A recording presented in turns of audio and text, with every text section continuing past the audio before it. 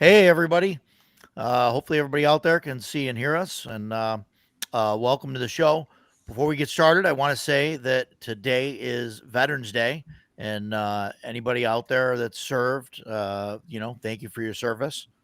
Absolutely. We Thank we you. appreciate Thank you. you. Thank you. Appreciate it. It's not something that I did. And I always Me either. thought it was a scary prospect for me to jump in there. But so thanks for doing that, guys. Defending America and freedom and all that fun stuff. So today we're gonna be talking about spellcasting, and we have with us we've got Jason over there. I keep pointing the wrong direction. Jason over there. Below him is Decado, as usual. And today we've got Richard Bluddworth, as it says. It doesn't say GM Bluddworth today. No, not today. So, and we're going to be talking about magic systems and spell casting, and I'm sure we'll get off topic and end up talking about everything else. Who knows what, and I'm going to try and stay on topic, but I'm not in control of these guys, so or myself for that matter. So thanks everybody for coming. So before we got into doing the systems, I know I kind of sent you guys an outline, and I'm sure that we'll jump around a lot between things, but I kind of wanted to hit a couple points that are kind of universal points that maybe aren't necessarily in the system, but things that we run at the table. And I mean, since we're talking about spellcasting, obviously the first thing you got to do is find the spells, right? Mm-hmm. So how do you guys normally handle it in games as far as acquiring new spells? I usually, like, people have like I do it where like you automatically get one when you level up, and then otherwise you have to do research, or sometimes you have to find a scroll and try and memorize it, or you have to find another spellcaster that knows it. Or you can just say spend 6 weeks in town and to learn a 6th level spell or something like that. What do you do at the table, Rich? Oh, well, recently what I've been doing is that I let the player will choose at least one spell, that their choice. I've been giving them automatically. It depends on the system, but they can all read magic. Magic users can read magic. Illusionists can read magic automatically. Doesn't take up a slot. All right. Really? Okay. And then they'll have one spell that they can choose. Then their intelligence bonus will give them an additional spell. Like if they have a +3, then they can have up to an additional +3 first level spells that they have memorized automatically in their spell book, and that they can memorize those for the day as well. Now, if they have like a 17, then they'll also have a 2nd level spell when available, and an 18 would be a 3rd level spell. So I give them early on, 1st, 2nd, and 3rd, depending on how high their intelligence is. Now, clerics, they don't have to have a spell book. They don't have to memorize. They will have a number of spells that they can that they can use, and they're favors of their deity, right? Yeah. So they have the full selection of all of their 1st level spells. Druids, the same thing. They're drawing upon nature, so I let them draw. So only magic users and illusionists have to memorize spells for the day. Yeah. Yeah, in some systems, clerics don't even get spells at first level, so they got to prove themselves to their Yeah. god first, And those systems Inglorious suck. battle. Yeah, Those systems suck. Well, that's the original like D&D, right? Yeah, right, right. OD&D Awful. was like that. What do you do in your game, Decado? You're running Castles and Crusades, right? Do you run by the Yeah. book? Probably not. Kind of like how Rich does it. They pick out like whatever, if they got a spell coming to them, they usually pick what they'll do. I mean, I drop them in the game here and there. They'll find scrolls or they'll find books and stuff like that. I would like to experiment at some point with more like what you were talking about, Roger, where it's like, all right, you want this? Well, you got to go find somebody Yeah. how to do that. Like, but I mean, we kind of just assume like in their downtime, they've been doing research and that's how they're getting this new spell. So that's kind of how we do it. I Sure. do the same thing Rich does. Mm. Spellcasters, arcane casters, they know how to read magic. It's not a spell. It's actual ability that they learn. Because I never, even back when I used to play AD&D as a kid, I'm like, Yeah. I got like 2 spells and I'm going to waste one of them on read magic. Like that's one of the things I like about Dragon Slayer is I think Dragon Slayer, they have it as an ability. Mm-hmm. Yeah, right. That's the way it should be. Yeah, and that's an interesting concept too. Like read magic being a spell. Like generally, if the group finds a scroll or something like that, I'll have either the wizard or the cleric or something make a check, just make an intelligence check or a wisdom check for depending on whether it's arcane or divine, whether they can identify it or not, and not necessarily have to cast read magic, to figure it out from there.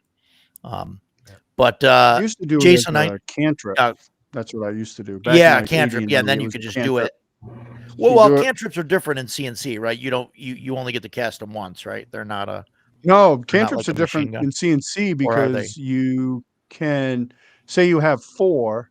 You could have 4 different ones and cast one of them 4 times. You don't have to memorize. Oh, okay. Right. You could I need to spontaneously go- cast them or whatever, but You you only- only you have only got- 4. Right, but you don't have can't. to memorize a set number like you would any Right. of their numbered spells, like first level that makes spells. If sense. you want, you have to do it that way. But yeah, I just do it as an ability because I just always felt it should be an ability and not wasting a spell slot on it. Yeah. Jason, I know you haven't ran a game in a little while anyway. What are your thoughts on the Jason's in my campaign, for those of you guys that don't know, and we run CNC.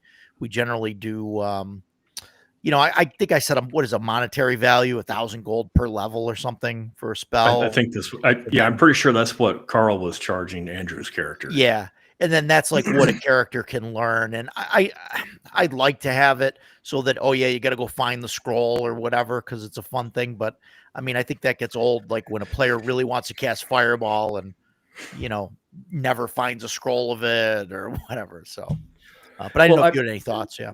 Yeah, I also use it. It's kind of a control measure on the wizard. For me, every time a wizard levels, he gets a free spell. For one spell from one spell total from whatever level he can cast. Yeah. Other than that, if he wants to learn a new spell, he can go pay a tutor or something like that. If you find a scroll, then if you want to cast it, like in combat, cast it, fine. You can do that. If you want to put it in your spell book, I would make him do an intelligence check. If he fails the intelligence check, the scroll is destroyed. Tough luck, you didn't get it. If you find a spell book, for me, the spell book is like the complete instructions on how to cast the spell. So you would use, so you would do an intelligence check, but I would give you a bonus. And if you fail it, it's not destroyed. It's just, I'm not getting this. Try again next week or try again next level or something like that. That's how I handle new spells. I don't like, I'm not a big fan of wizards. I don't like using spell acquisition as a way to, dangle the carrot in front of the wizard. That's just needless to me. Right. Yeah. So that's something like, what's, I should have tried that. A dino in the easy night. Spellcasting players need to rely on found scrolls, captured spellbooks, or finding a patron spellcaster or spellcaster willing to trade spells. Yeah, and that does it. But like in my game, we do that, but also the the wizard gets a free spell every level basically of their choice. So, because I assume that they're I've actually had some researching it. nightmare. I've had a nightmare scenario where I was playing a wizard in someone's D&D basic game, and we spent I was like third level, and the last time we were in a town where I can get new spells was back at first level, and he would not let us go to any place where I could learn, or acquire new spells.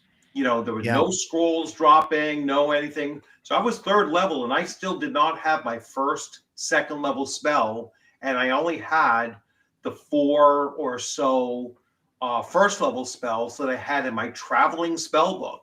Because it was like my full spell book was sitting back in that city, and we were literally weeks away, from having traveled like a week and a half, 2 weeks away on foot, and just wouldn't let me get back. I was like, this is I was so tempted to just throw myself off a cliff and be like, and I think I'm gonna roll up a fighter, because now at least I have all of my abilities. Right. And that's something that I've heard players really complain about with like Vancian magic, and I'll wait if that's what we're going to go into next anyway. But yeah, that's the issue that I've come across, is that your magic user shouldn't be damn good with a sling. You know what I'm saying? It's like your magic user should be casting magic as often as possible. Some of that, like Rich, I understand like the DM like hesitant to like just dole out spells, left and right. But I think if you're going to have a system where you have to learn you have to learn all the spells and everything and stuff, the GM has to make the spells available. And I know that I'm like terrible at doing that, because I use the random treasure tables. And so they end up getting like scrolls of, of blasts, or like, here's a scroll of protection versus lycanthropes. Oh, look, I've got 7 right here in this cloak. That's all we find. Because that's what they roll on the chart, right?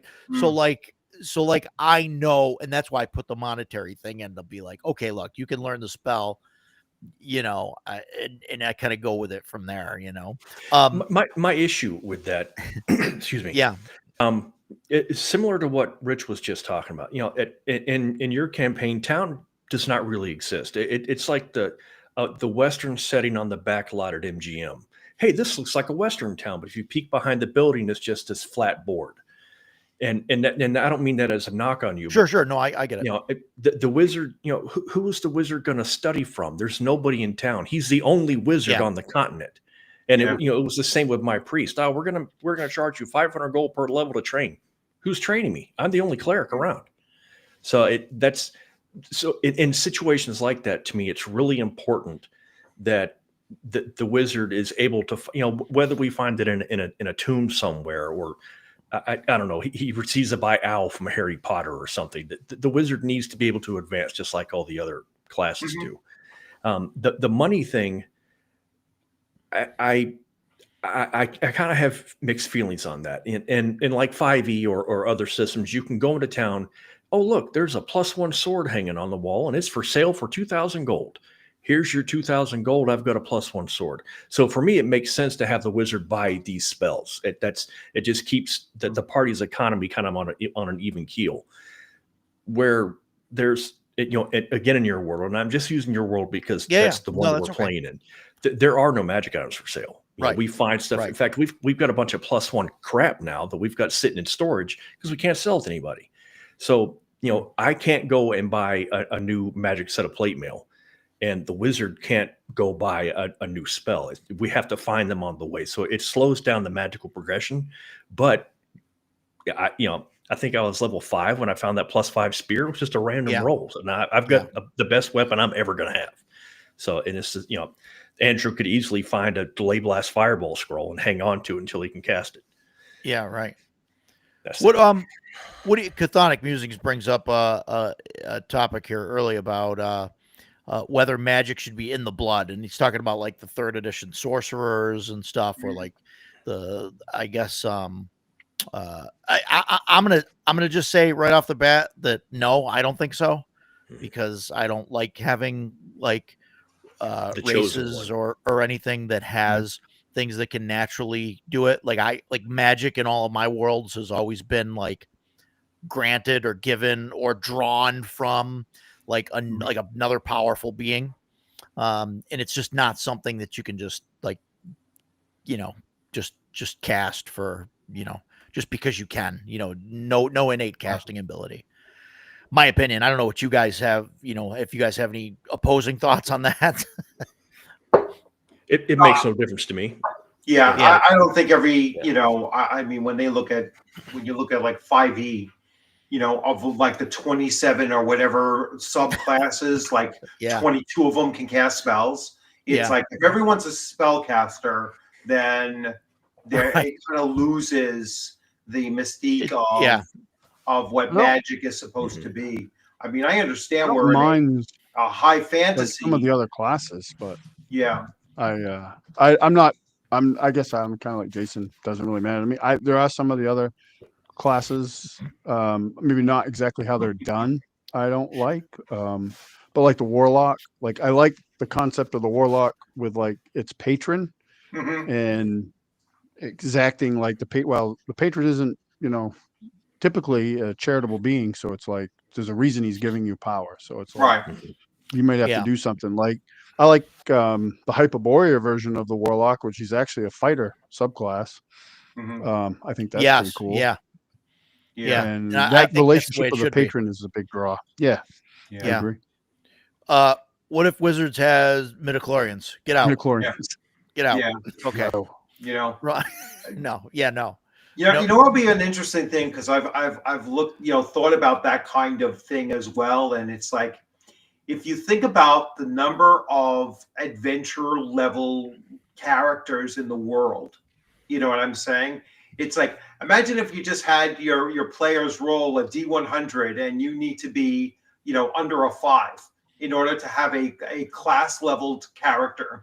Otherwise you're just a 0 level human doing whatever you're intending on doing, but they should be infrequent, and and one of the ways that you kind of curtail that is by having a magic system that does have those trade-offs like Jason was talking about too. Like this is not something that you just go out and there's no cost associated with it. There's a lot of time associated with it. Especially if you're using time like AD&D first edition had, where you might have to study for a week to learn a new first level spell. Yeah. Now you can alter that with like I usually do with like your if you have an 18 intelligence, well, it only takes you 4 days to learn it instead of 7. You know what I'm saying? Like I keep on reutilizing that modifier to things that make sense. It's like magic users to me didn't need extra ability to speak languages. You know what I'm saying? It's like give them more spells, for Christ's sakes. And then but other systems like I'm a big fan of blood magic, where if you're casting it, you're drawing your own hit points to cast it, unless you can snatch hit points from somebody else. Like an energy drain almost. And that I kind of like that idea, because then there is a give back for being able to cast. It could actually kill you if you're casting a spell higher than your ability to cast it as well. Yeah.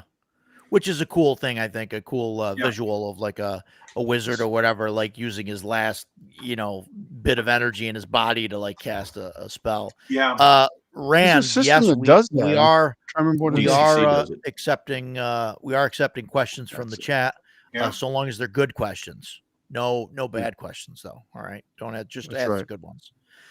Stan, DCC does that, Stan. Yeah, DCC does that. I knew I'd read it somewhere. Crimson Dragon Slayer does it as well. It has blood magic. You lose hit points for casting spells. Yeah. Yeah, yeah, it's cool. Yeah, Shellback agrees with you.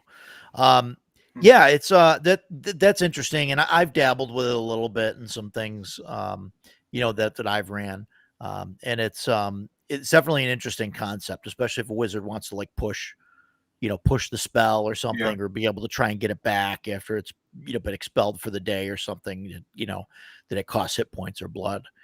Um, how do you guys feel about spell components? Do you guys use them? Usually mine are pretty generic. I don't I tell the players they have to have, like a spell component pouch for anything Mhm. that's, a negligible thing. And it just has like an unlimited supply of, magic fairy dust or whatever you want to call it in there. Just something that says, so it's a physical It's thing that like it can be taken away or lost or whatever.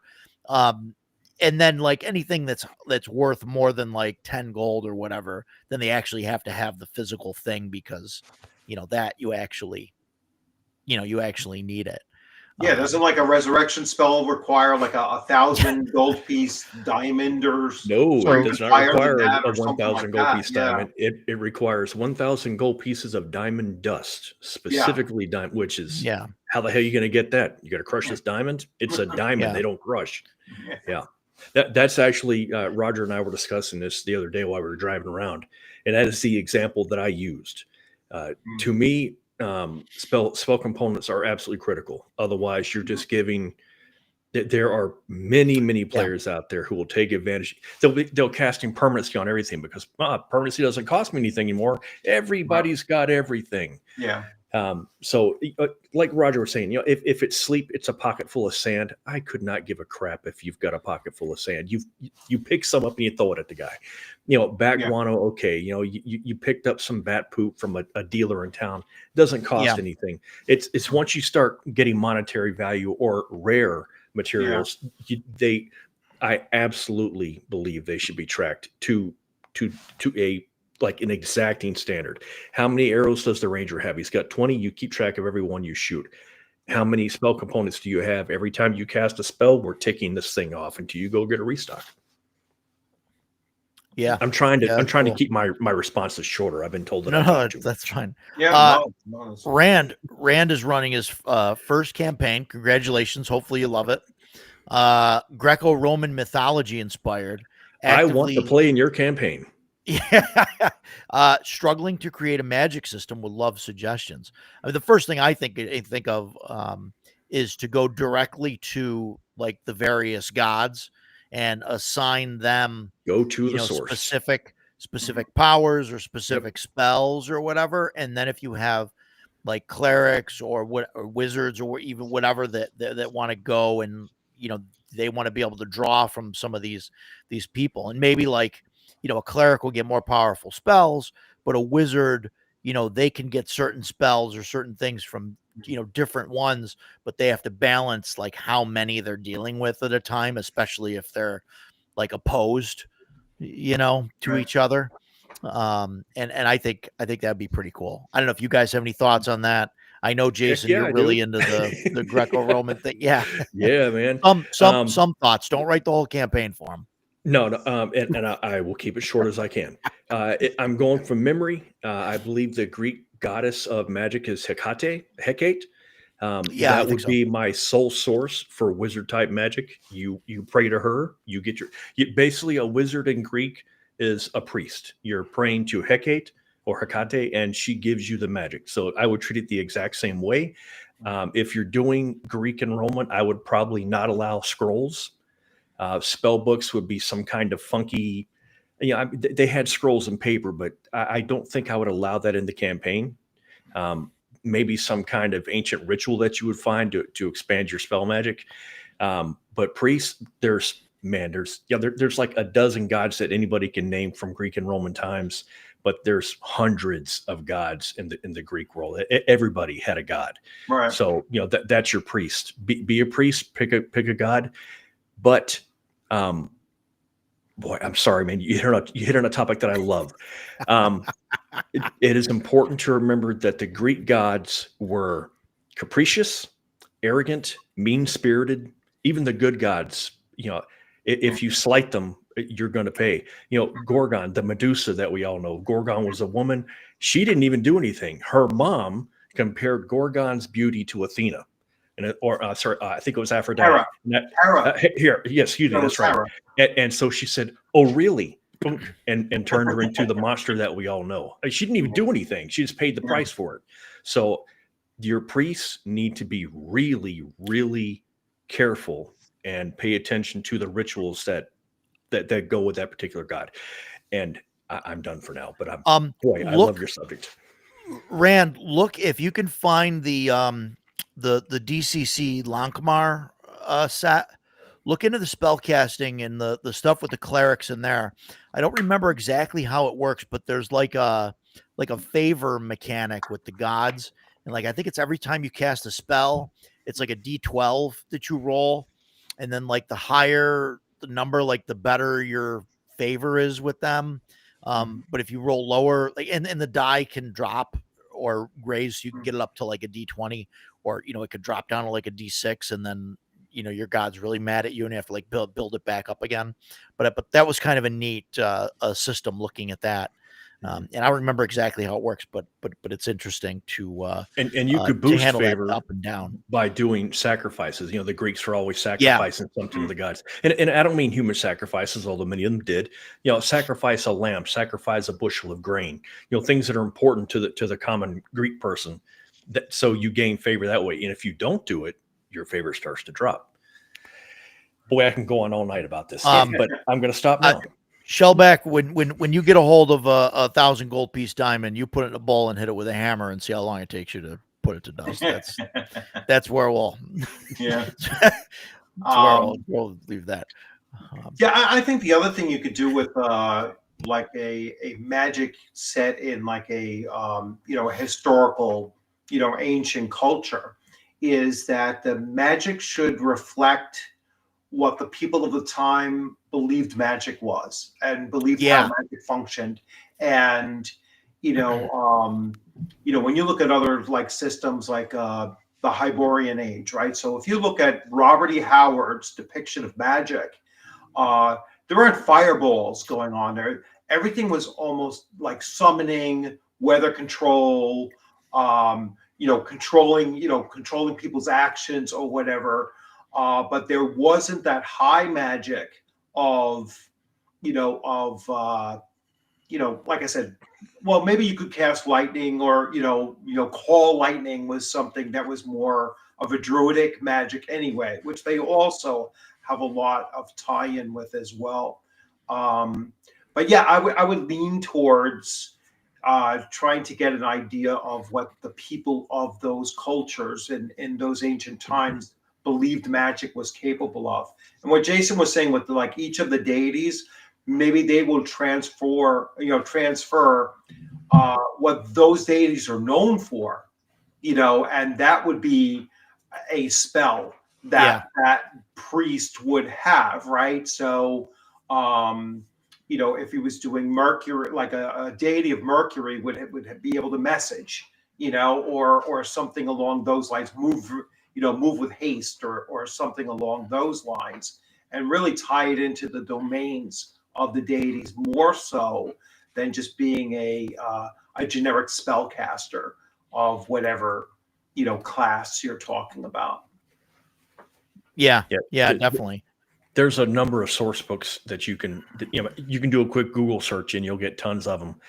Bullfinch's Mythology is the premier book on most mythologies, mostly Greek and Roman. Legends and Lore, all those old books. Read up on the just like a brief read on Greek history and the people, and you will answer your own question. I guarantee it. Yeah. So that's that's good. Let's see. Let us know how that turns out with running that Greek or Roman thing. Yeah, thank you for the suggestions. Don't overcomplicate it. Yeah, definitely do not overcomplicate it, especially if it's your first game, like running it. Don't overcomplicate it. Keep it simple. I will You could do the overcomplicate same it for you thing every that time. that these guys are talking about, which is great, like to bring it in and like how it all works. But like when you get down to the bare bones of it, like if you're looking for a system on how it works, I think Shadow Dark has one of the easier magic systems to kind of wrap your noggin around. Yeah, definitely. DCC is a little bit, out there, They're little more similar. complicated to run. Yeah, It's similar, yeah, but it's a it's little not just more an on detailed. off. Yeah, Yeah. yeah. But no, let us know. Come back and let us know, and we'll go from there. Yeah, Hecate is great for doing magic and stuff. Yeah, no, that's fantastic. Awesome. What now on that? What do you guys? Now I know I'm going to get heat for my opinions on this, but arcane and divine spellcasters. I mean, I they're already know really what the you're going to same, say. Oh, right? shut Yeah, up. I mean they're the same, right?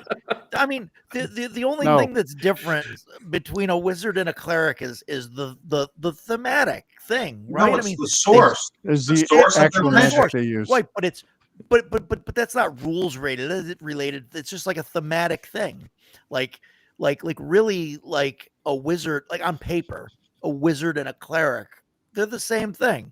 No, They they're have not. spell slots. Oh. They have spell slots. They have spells in those slots. Well, they shouldn't. they Yeah, I cast mean, them. bottom line, they shouldn't have the same kind of a system. So that's that's a flaw in the You have to give them. fantasy You and have magic. to. You have to Yeah. give a little bit because it would be. I would rather play if you want to talk about like the mechanics of it. I don't want a game system where I have to learn two different magic systems within the same system. So like the reason they do that basically wizards and clerics function the same is so I don't have to learn two different systems within the same game, which is just a pain in the butt. So that yeah, theoretically, like Rich says, they probably should operate differently, but you have to give some allowances, like to They make don't really Uh, things operate playable. differently. It's just the source of their magic is different. Yeah, but Yeah, that's just and a then thematic thing. That's not on paper. It's like, yeah, you're saying, okay, the wizards get their magic from books, and the clerics get theirs, because their god wills them to have the spell or whatever. But I mean, that's just a flavor thing. That's not a mechanical real thing. Look, Yeah, Edgelord agrees with me. it's like Edgelord agrees with me. yeah, well, there's two people wrong on this string. And That's right. yeah. and what about the poor sorcerers? They shouldn't exist because innate magic shouldn't exist. No, the sorcerers are drawing it from their source as well. Only magic Yeah, users and illusionists are the only ones that are harnessing arcane magic through study and practice and Right. just their own knowledge, right? But Clerics, it's divine magic for that very reason. The cleric doesn't have magic. The cleric is granted magic. All right. And then that's the difference. Right. And the sorcerer doesn't innately have magic. The sorcerer is giving something up for that magic, whether you want to say giving up part of their soul, they're risking their own health for it. If you're dealing with like blood magic or whatever, sure. they're forming a pact with a demon or something in order to get that. But there's an exchange going on there, and not a very good exchange for the sorcerer in most cases, especially when it goes awry. But yeah, I think it's more than just thematic, though. I think it's there is a way to implement it, and still, like Takata was saying, you're not really changing the rules to have them functioning differently rules-wise, other than, clerics have never had to walk around with a spell book. They have to walk around with this holy symbol. Right. But they've never needed a spell book. Right, but so mechanically they're the same though. Well, technically they're the same because they have spell slots, and they can only cast certain spells at certain levels and whatnot. Right. So mechanically, that's the same. And that's all I'm saying. So if mechanically they're the same, why do we need two classes? Is there any systems where they can cast from any different types of spells? I mean, it without doesn't being matter. You could multi-class? just say, oh, you're drawing, you're drawing magic from a demon, or you're drawing magic from a god, or you're drawing it, from this ancient text, or you're drawing it from a ley line, or you're drawing it from the trees. Like, you don't need to have all these different classes for that. You could just say, hey, you can cast magic, and you have to pick like, a type, like a section of magic, right? Like, you could say, okay, you're going to cast demonic magic, or you're going to cast clerical like magic. Dragon My Bane. God is the god of, my God is a god of fire, so I get like a bunch of fire spells or whatever, right? Like, like that's it. Or it's like, oh, that's a patron that I worship, so he grants me, fire magic or whatever. And that's just something that's written down on the character sheet of like, what's the source of my spells? So, I mean, if we just do that, then we don't need a wizard class and a cleric class and like all these different I disagree completely. And edgelords, he did not got them. I've been waiting my turn. I disagree completely. There's at least 3 people that agree with me. Wow. 3 people. Go ahead. Tear me apart, Jason. Okay. They are similar. The classes are completely different. I do not believe it is just thematic. Even if it were, let's say it is thematically different. That's necessary for the game of Dungeons and Dragons. Otherwise, we're all walking around playing first level fighters. For me, it's that simple. Because if you say, well, the wizard and the cleric, there's no difference other than thematics. Okay, so there's no difference between a fighter and a cleric other than thematics. There's no difference between a thief and a fighter other than thematics. I disagree completely. The magic of a wizard, they cannot wear armor because of and it's not just they can't move their hand freely, because wizards have to move also. The magical energy that allows their spells to manifest is interfered with with heavier armors. It's a completely different kind of magic. That's why clerics can wear armor, because the god is saying, I'm allowing this to happen. Somebody said they should have to roll a faith roll. I think that's a pretty good idea. I wouldn't have a problem with it. But if you're going to do that, then you should have some kind of thing for the wizard as well, because it's not easy being a priest if you play them correctly. The mage has to sit there and memorize his spells in the morning.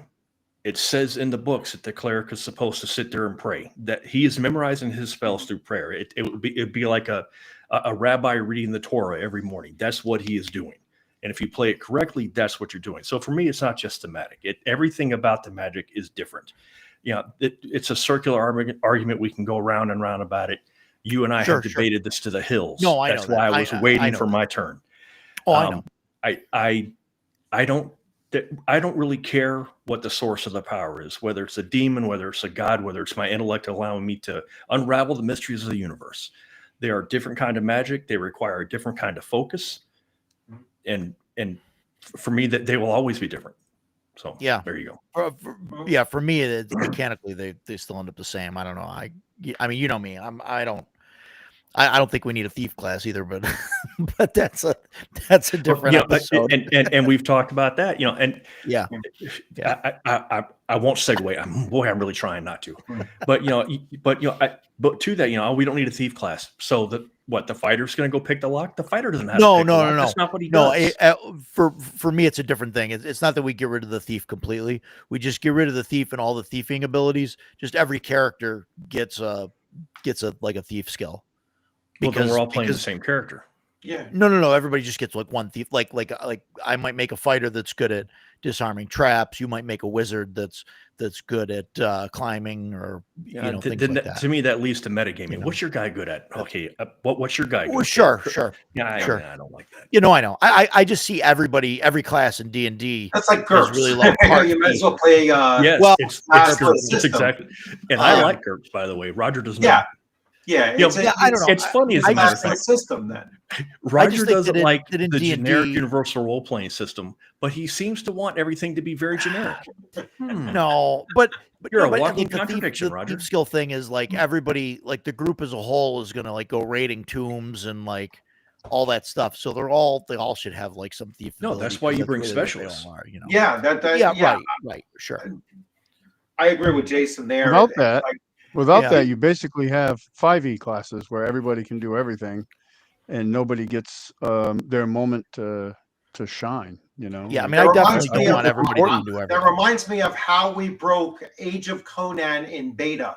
All right, when my group of 5 players went into an epic dungeon with 5 barbarians, and we destroyed the boss in less than 2 minutes because the bosses were geared towards having its cooldown cycle for a mixed group of party members. Mhm. And once we start hitting them with the same 6 or 7 powers Yeah. in that same order, boom, boom, boom, boom, it had no way of protecting itself, with its cooldowns. And we destroyed it in like 2 seconds. And we're like, hey, wait a second. Yeah. There's a big problem here. We just solved how we can beat every single boss in this game. And they changed it where you can only go in with a certain party makeup. All right, where you could not have duplicates of any class. It's the same thing. You would break the game, even though it's a role-playing game. You would break the system if everybody had the same skills. Right. No, and I'm not suggesting that. I think everybody should just have one thief skill. I'm not saying everyone should have all the thief skills. Just one. Just you pick one and that's it. But if you can get one, what's stopping you from getting the rest? Oh, I had to go see Joe the lockpick. He taught me how to do it. Well, I Sure. saw Joe also, and after I saw Joe, I saw Mike. He taught me how to sneak. He's really good at that. Speaking of Mike, I think you're right. The wizard spells I think end up way more powerful than the cleric spells. And I think that's the balance because the In the cleric long run, ends yeah. up being more of a tank. In the long run, I think the higher level wizard Yeah. spells are more powerful than the. I than think the that cleric was spells. certainly true in earlier editions. When Wizards, when 3.5 came out, and now I've got 9th level cleric spells, and some of them are extremely powerful. Yeah. I'm also, but being a guy that's playing, or I just retired, a guy that's playing a cleric, I was not a fan of seeing level 8 and 9 cleric spells. I liked it capped at 7. This is, Mhm. Sure. the gods are not going to give you all of their ability. They're going to keep some for themselves. That's the nature. Whereas the wizard is going to continue sacrificing, toil and sweat to Mhm. get every bit of power he can muster of it. So I like wizards having those higher level spells. Yeah, flavor of the thief in the party though. I mean I can get that having a specialist. That's something you guys mentioned. And yeah, I mean that may be some of my mindset edgelord. Maybe. I think you don't know how that word is actually used. We're gonna have to get together and chat, edgelord. I think me and you we'll do the next one. Yeah, you keep using that word. I don't think it means what you think it means. So I think that stirred it up enough. Ducato, you're the only one that hasn't flat out told me I was completely wrong on this. Do you want to do that before we? Yeah, you're move completely on, or- wrong. Oh, okay, thank you. Appreciate it. Look at Stan, keeping it Thanks, short guys. and sweet. Yeah, no. You're wrong. Next. We got a growing list of people that won't be invited back. Okay, so the no, I love you guys mostly. So rolling, and I know the next I put accuracy, rolling to hit, saving throws, rolling to avoid, and all that stuff. I think that there should be a roll every time a spell is cast, whether it's the caster casting the spell or someone making a saving throw, or if it's like a ray or aimed thing that it's, a roll to hit or whatever. I don't like it. I can't think of any systems that are like this, but I can't think of a system that has like several where you got to roll to hit and then there's a saving throw or multiple rolls. But I like the idea of rolling for spells, whether it's one way or another, a defense roll or an attack roll or a casting roll. Right. I mean, and that makes sense, right? Yep, I don't mind that. Yeah, I'm a big fan of Shadow Dark's, roll to cast, and you can fumble a spell, and or you can critical hit with a spell, and basically, critically hitting with a spell is just you double one of its numerical attributes of Yeah, the, and you know what I'm I have saying? used that. I have And used that in the past as well. Yeah, and the and that's great. fumbling, you lose the spell for. I mean, I've seen a number of different things. Like you could lose the spell for a week. You know what I'm Yeah, saying? And or you can have it hit party members or yourself. You take damage from yourself. So so I like the fact that you do have and Shadow Dark has spell fumbles for magic users. It doesn't have one for clerics, but they lose the spell used for, until they can do an atonement, which could take up Cost to a money. week. It costs money and they have to, and it takes time to get it Yep. back again. So it could be you fumble on a healing spell, right? You just really hindered your cleric, in that circumstance, because it might be a while before they get that spell back. yeah, It's- So I don't like the atonement system. mhm.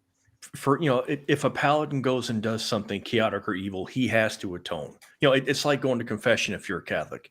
The Italian mafia gangster goes to confession and it confesses to killing 5 guys. Oh, I'm so repentful. I didn't mean to do it. Tomorrow he's going to do the same thing. That doesn't count. A cleric casting a spell and he slurred a word, so he blew the spell. Now you have to atone. What? That just feels really heavy-handed to me. Yeah. I don't like it. If the cleric blasphemes against his god, absolutely, you lose your spells until you go atone. You got to do what you got to do.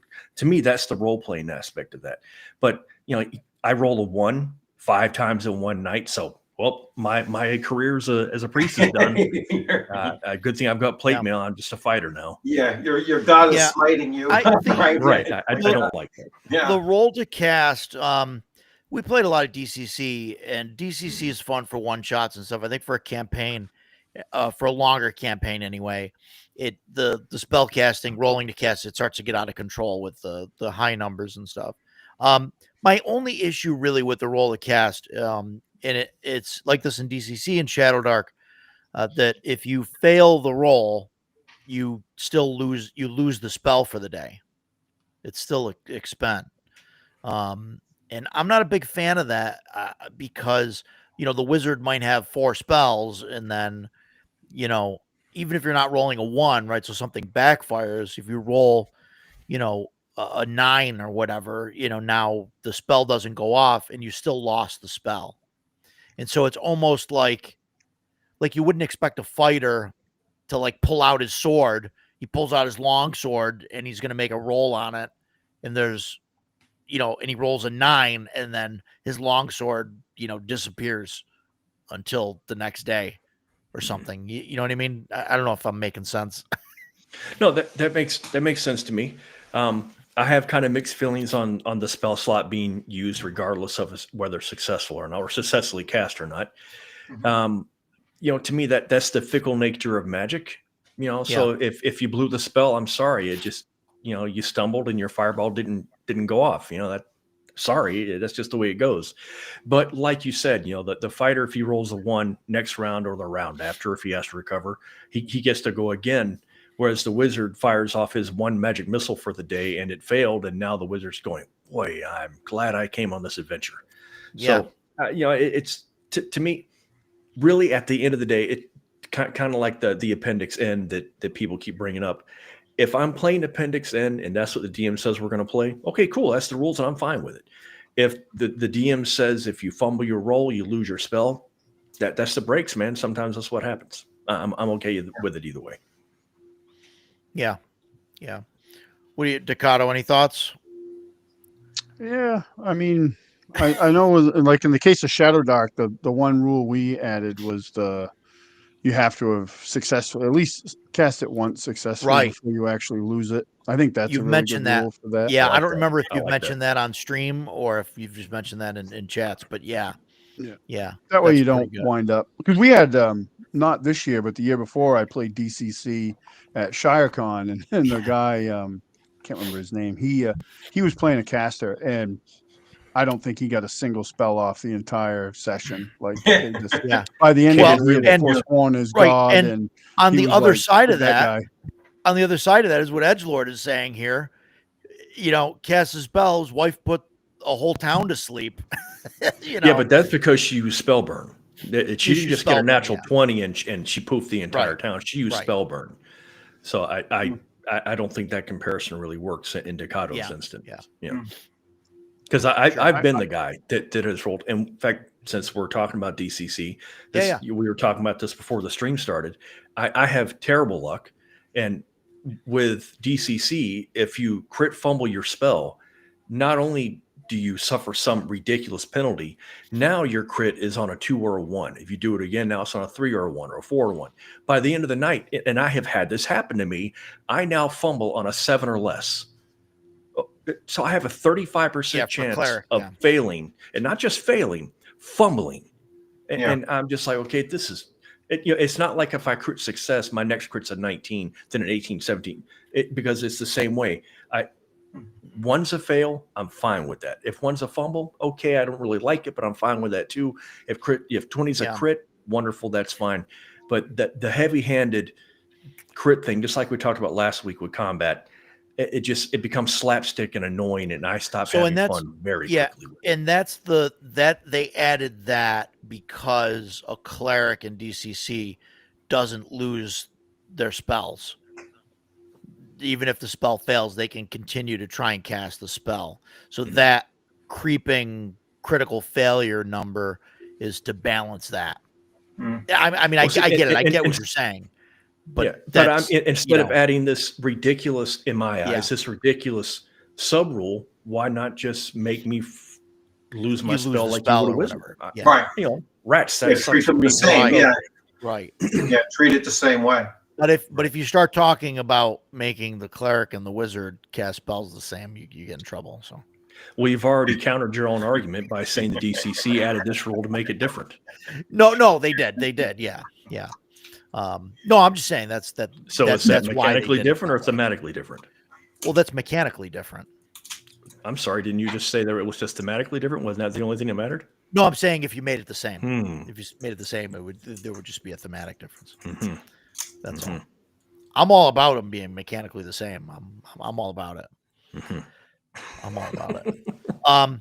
It's one of those things we will never agree on. No, I know, and that's fine. I know, and that's great. Yep. Otherwise, we're just sitting here nodding the whole night. Yes. Yeah. Yes. Right. Yeah. Sure. Right. What about spell disruption? You guys use like if a wizard gets hit in combat, should they lose the spell for the round? What if I give them a concentration check, but they have the chance of losing. What if a wizard loses initiative? Right, the monster wins initiative and runs up and punches the wizard. Can the wizard then cast a spell on their turn? This is where spellcasting times come into play for me. If the wizard hasn't gone, and this is just my opinion on it, if the wizard has not gone yet, he has not started casting his spell. So if a monster smacks him, the monster smacks him. Okay. And then, now it's my turn. But again, that's with the casting time. So if I roll a 4 on my initiative die and the casting time of the spell is a 3, if I get hit anywhere from 4 to 7, then I have to roll a constitution check or, concentration, whatever you want to call it. But if I get hit on a 3 and I start casting on a 4, it does not interfere in any way. But look at all that complicated crap I just threw in there. And that's why AD&D had segments. Yes. CNC doesn't really do that. They just say CNC just says, it takes your combat action for the turn. Right. Yes. So, but there's also the reason why they tell you that if you're going to cast a spell, you declare what spell you're casting before the initiative roll. So I make our guys do. So that kind of sets that up for, well, if you won the initiative, if the magic user was high up on the initiative scale, higher than their opponents, let's say, then they're going to be able to cast off that spell without it getting interrupted. But they have to declare that ahead of time. So I'm a big fan of that, of them having to declare, hey, I'm going to be casting this, particular spell. Maybe not getting into the, into the weeds with, whether or not it was in this segment as opposed to that, but initiative Sure. order, absolutely. Yeah, I Sure. make my guys, they have to tell me when we roll, because we do initiative every round. We roll, and the casters, they have to tell me I'm casting a spell. I'm like, okay, and then we roll initiative, and if they get hit, I give them an opportunity. It's not an automatic where they're going to lose it. They get a chance to make a concentration check, but Mhm. there's a chance that they can. And we've had that happen. Does it?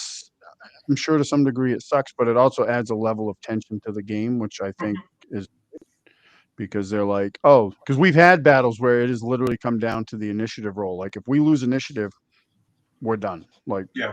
this thing is going to Yeah. finish us. Yeah. When they win initiative, and you get that sense of elation, and it's like, oh, thank God, because that Yep. was going to be Yeah.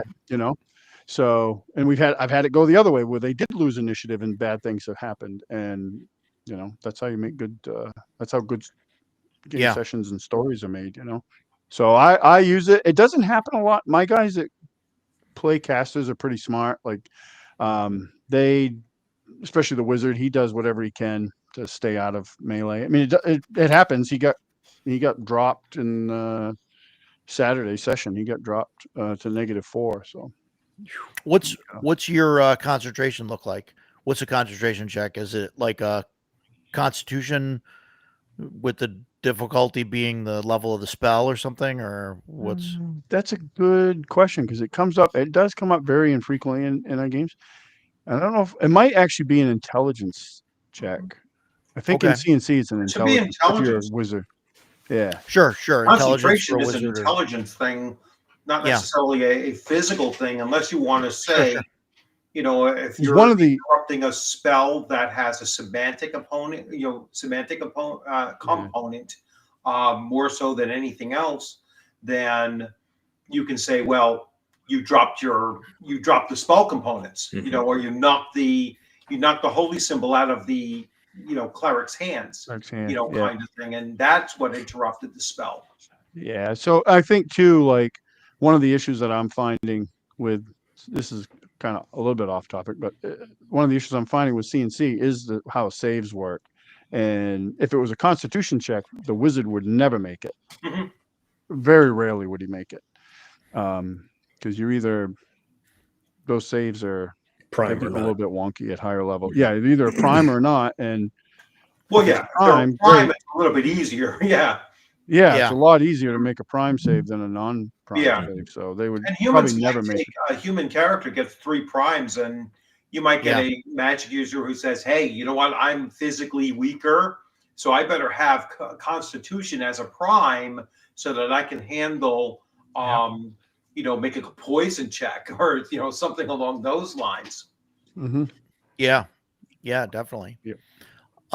So What's your favorite spellcasting system, Rich? Will you like Shadow Dark? Is that your? I like Shadow. your That's go-to? probably my favorite. I think that gives a nice balance between the magic user, not burning through their spells too quickly, but still have some downside to those fumbles or whatnot.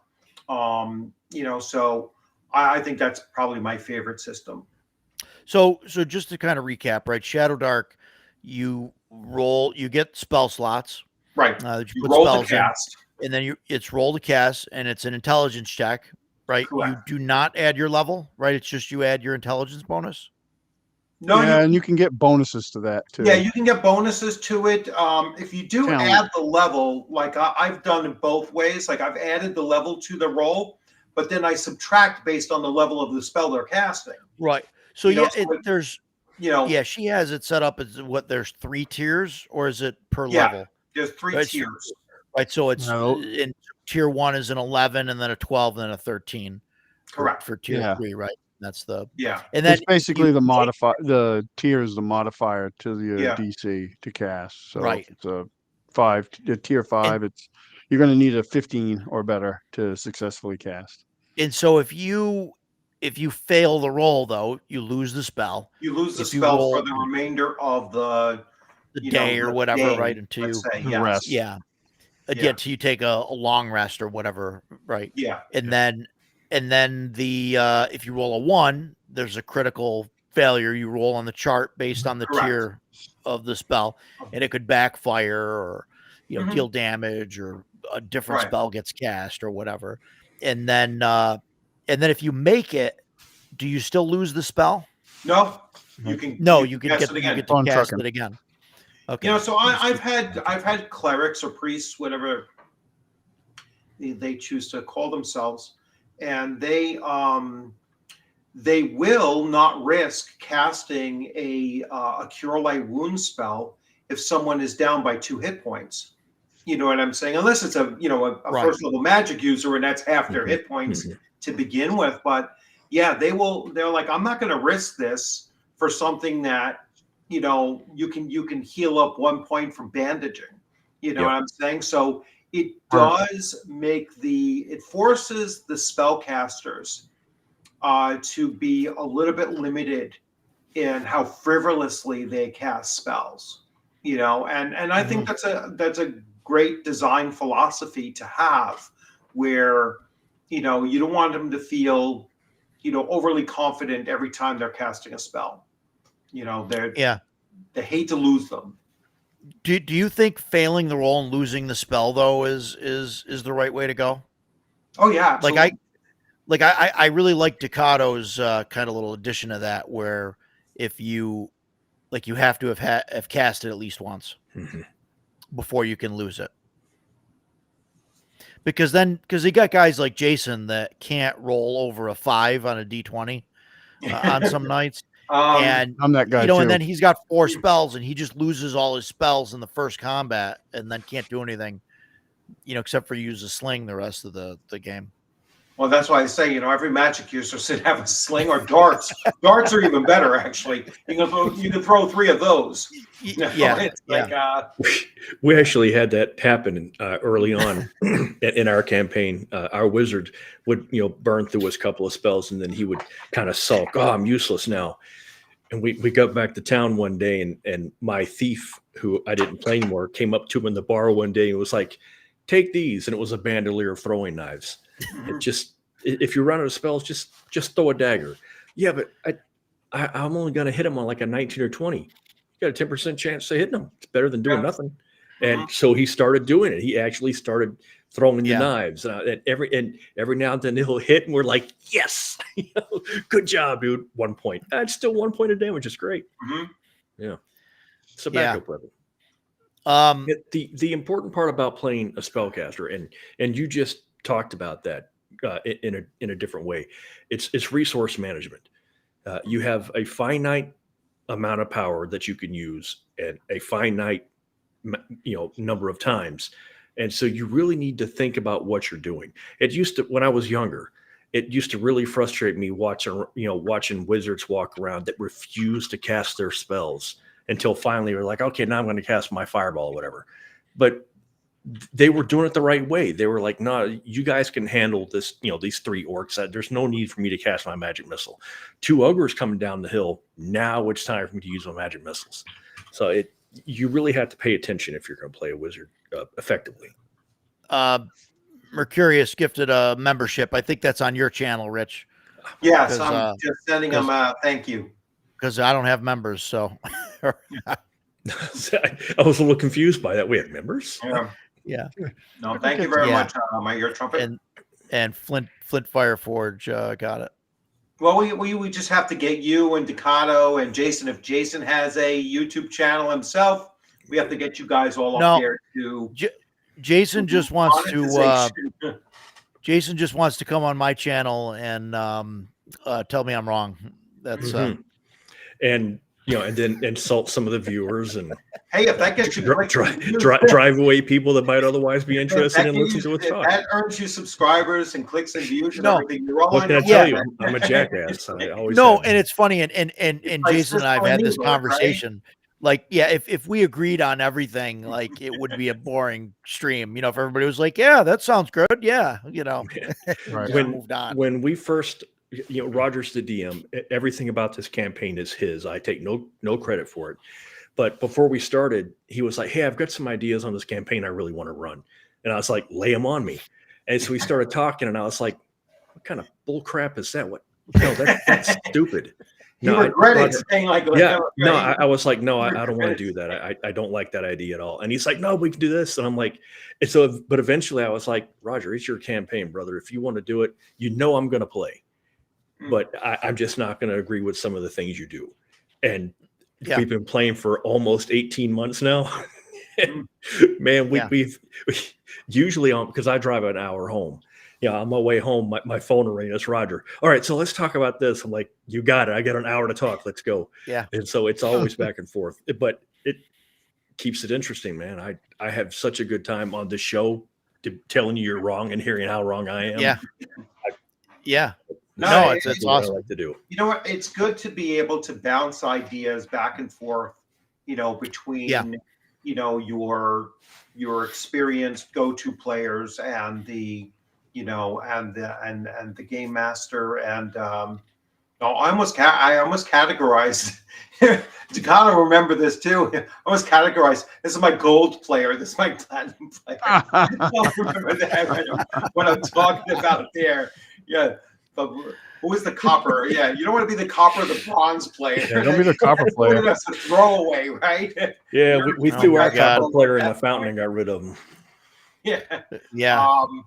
But yeah, no, it's great to be able to bounce ideas off of, and I have that same back and forth with my players who have been with me now, some of them like 4 or 5 years, and it's like, I'm glad I'm not a magic user in this game. I was like, well, fine, you know what I'm saying? But it's Play a fighter. What can I tell you? I hear what you're saying, so then I can take a look at it. But when we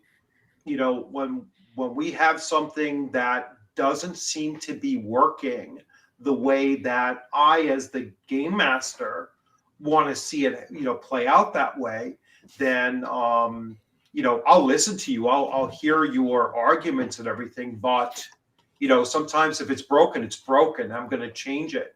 And well, yeah, I think it's important. Like you obviously you want a group that meshes together and plays together, but I'm not looking for an echo chamber. Right. Yep. I want to hear, because somebody they could very well have a better idea on how to do something. I'd be like, oh shit, yeah, we should do it that way. Like that works, or yeah, it's just. And I got guys in my group I've played with for, well, one in particular since I started, so it was like preteen, and then one of my buddy Dave, 20 plus years. So I mean, everybody else is. Man, I just can't even imagine that. I joined the Army right out of high school. I'm from South Florida. I live in Central New York now. I don't know. Uh-oh. He just froze. Well, what? Yeah. Let's see. He's back. Let's see. Right. You back? Sorry. Yeah, there's a storm going on outside. My internet sucks, Yeah. Anyway, my whole point to that was I don't know anybody that I grew up with. My friends are like 2 or 3 years I've known them. Roger Salong was one I've known that I actually talk to on a regular basis, and that's been 7 years. Yeah. It's interesting. In my D&D experience, I have like distinctly 3 groups, like 3 groups of people that I've played with. And it was like the group that I played with when I first started playing, in the, very late 80s, early 90s. And then, there was the group that I played with after that we played a bunch of, bunch of games with superheroes games. And then, we went into 3.5 or 3.0 and then 3.5 and all that stuff. And then my modern kind of group that I have now. And there hasn't been a whole, I mean, obviously those groups have like changeover, between them, but yeah, that's the thing. No. 3 of us are New Yorkers. Ducado is not a New Yorker. I do not consider myself a New Yorker. I live in the state. I am not a New Yorker. Yes. 3 of us live in New York State. One of us does not. Ducado's a Maina. And Did I say that right? And none of us, and I don't think any of us really want to be here, but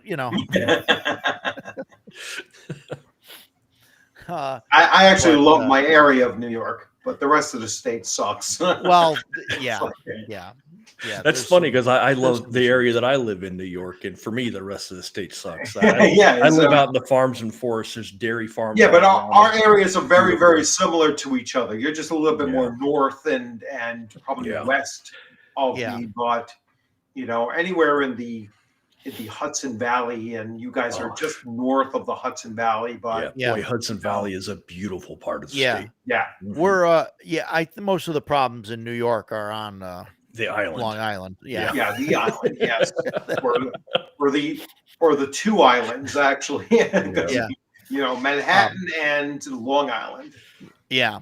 Yeah. Well, yeah. If they can consider everything off of Long Island as being Upstate. upstate, then Yeah. I can call that one island. All right. Yeah. Right? I don't get know. me Westchester started. kind of I'm sucks. passionate. Westchester kind of sucks. Oh, Edgelord, Western New York. Where? How Yeah. far? Buffalo, Rochester, where you at? How far west? Yeah. Finger Lakes area. I was just down there this past weekend. We went down, me, Jason, and Mike from Thunderstruck Workshop. Amazing 3D printer, by the way. Buy And some good Ace guy. Terrain and stuff. Yeah. And he's a great guy. Yeah, we went down to the Finger Lakes area gaming expo and check that out. Yeah. We're happy to have another convention in New York State. And moving on, they had a convention. It was decently sized. They got about 800 people. They have a lot of other events other than just D&D. They do a lot of board gaming stuff, a lot of Magic stuff, and a lot of Warhammer stuff, and I think that spreads some of the crowd thin. But yeah, I mean, hey, if you're down there, check it out. Yeah.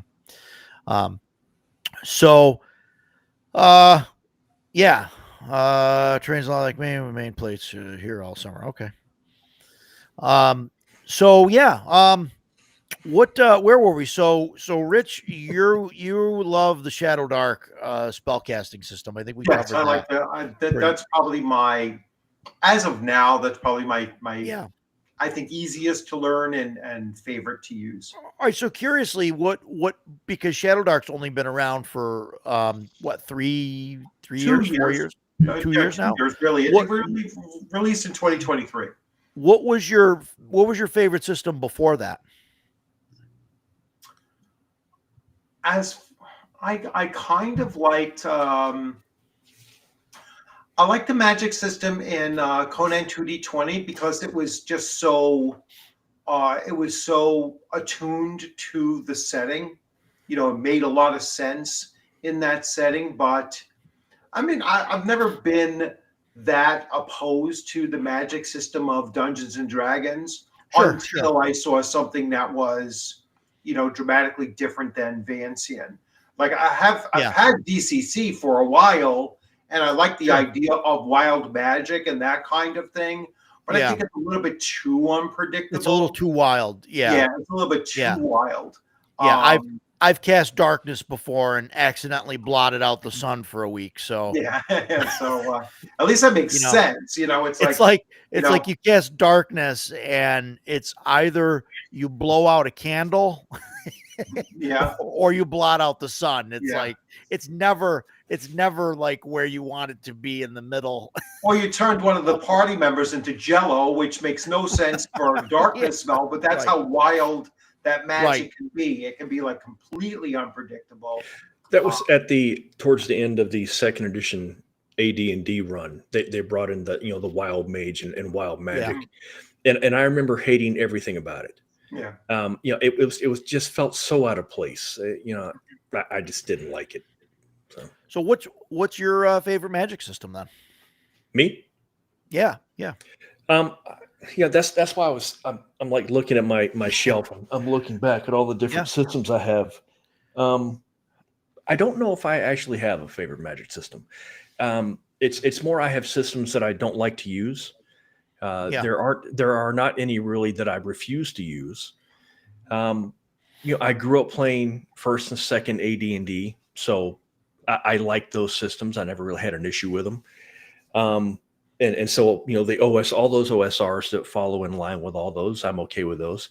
But, behind me on that shelf back there is Dragonbane, one of the greatest games ever written. And I really like the magic system in it. I think it's fun. I like that the wizard can reuse the spells. He just has to roll to succeed, and you're good to go. And they have the tiered spell thing where it's like, okay, you could spend 2 points and it does this first effect, or you could spend another 3 and like you could get up to the tier 2 of that spell or tier 3 and roll more dice. Yeah, that's fun. And and that you don't lose the spell and all that because that's based on the point. A point system. No PowerPoints. A way long time ago, I was playing second edition with some friends in the barracks, and the guy that was running it said, and he was talking to me, and he said, I have a system for you that I think you're really going to like. And once we play it, you're never going to want to play AD&D again. And I remember looking at him going, that's a very bold statement, sir, because I'm a huge fan of AD&D. And it was Palladium RPG, which is not terribly popular. Plenty of people have played it. But it's it died out a long time ago. But he was right. I actually really like the Palladium RPG for a number of reasons, and I like the magic system. Although it's been so long since I played it, I couldn't tell you what I liked about it. I just remember being, wow, this is great. There you go. I don't make fun of Dad and Son. I don't I don't hate a spell point system. If it's if it makes sense, and that's even the alternate thing for Castles and Crusades, right?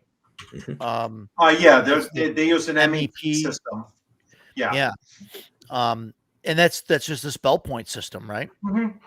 And I remember reading through it, and Edgelord, he's this Edgelord guy seems like a cool dude. He's like either that or he's just agreeing with a bunch of us just because. But Palladium for spell points. Shellback just mentioned 5th edition Shadowrun. I liked Shadowrun's magic. It worked just like firing a pistol. You roll your d6s to get successes. My issue with the early editions of Shadowrun, because I didn't play 5th.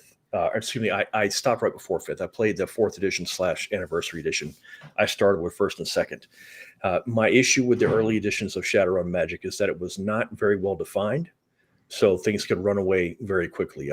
Polymorph into an animal, I remember, was a spell that one of my spellcasters used to abuse all the time. Shapeshift into an elephant. And I'm like, oh, for God's sake, dude. Fine, you're an elephant. You've got 1 million hit points. You can trample on everything. Game's over. Ready to go home. Anyway. Palladium Fantasy, no comment. It's great. Riffs, no comment. Okay. Military Bros, biggest tabletop nerds is great. Let's consider group or army dudes fun as hell. And I've never served, but like I've heard great stories from Jason about people in the military and those games that he's that he's played out there. And I mean, I would guess, and tell me if I'm wrong. I know you like to, but I mean, I would guess like especially when you're deployed, or I guess even when you're stationed somewhere, like you've got like a 12-hour shift of like watching the gate or whatever or something, and is that but that's not real. I mean, if you're watching the gate, you're not playing Dungeons and Dragons, you're standing there watching the gate. Sure. I don't know. But really what the guys that are stationed stateside, if you're stationed at Fort Benning, Columbus, Georgia's right outside the gate. It's a city with Americans in it. I did 4 tours in Germany, and my first tour I was 19. I was a barracks rat, just like a lot of young men were. I didn't drink, still don't drink, don't smoke, didn't. I had a steady girlfriend back home, so I wasn't looking to go to the red light district. So I gravitated towards other guys like that. My group, when we got back from Desert Storm, we had 13 regular players, and that's a massive group. But amazingly enough, I mean, I remember us sitting in the day room. It was this huge room with like 30 chairs in it. We're all around the table, and there was never any chaos. We just played 2nd edition Dungeons and Dragons. We played from Friday after final release, 1600, 4 or 5 o'clock, and we would play until Sunday evening at about 8 p.m. I remember sleeping on the floor in the day room and waking up and being ready to play some more. So that was amazing. Everybody in the military has the same kind of experience. The only problem with that is when you're lower enlisted, if most of us are single, you are changing duty stations every 2 years or so. So you might have a guy in your group steady for 18 months and then he's going to leave. So, but it's just constantly cycling group.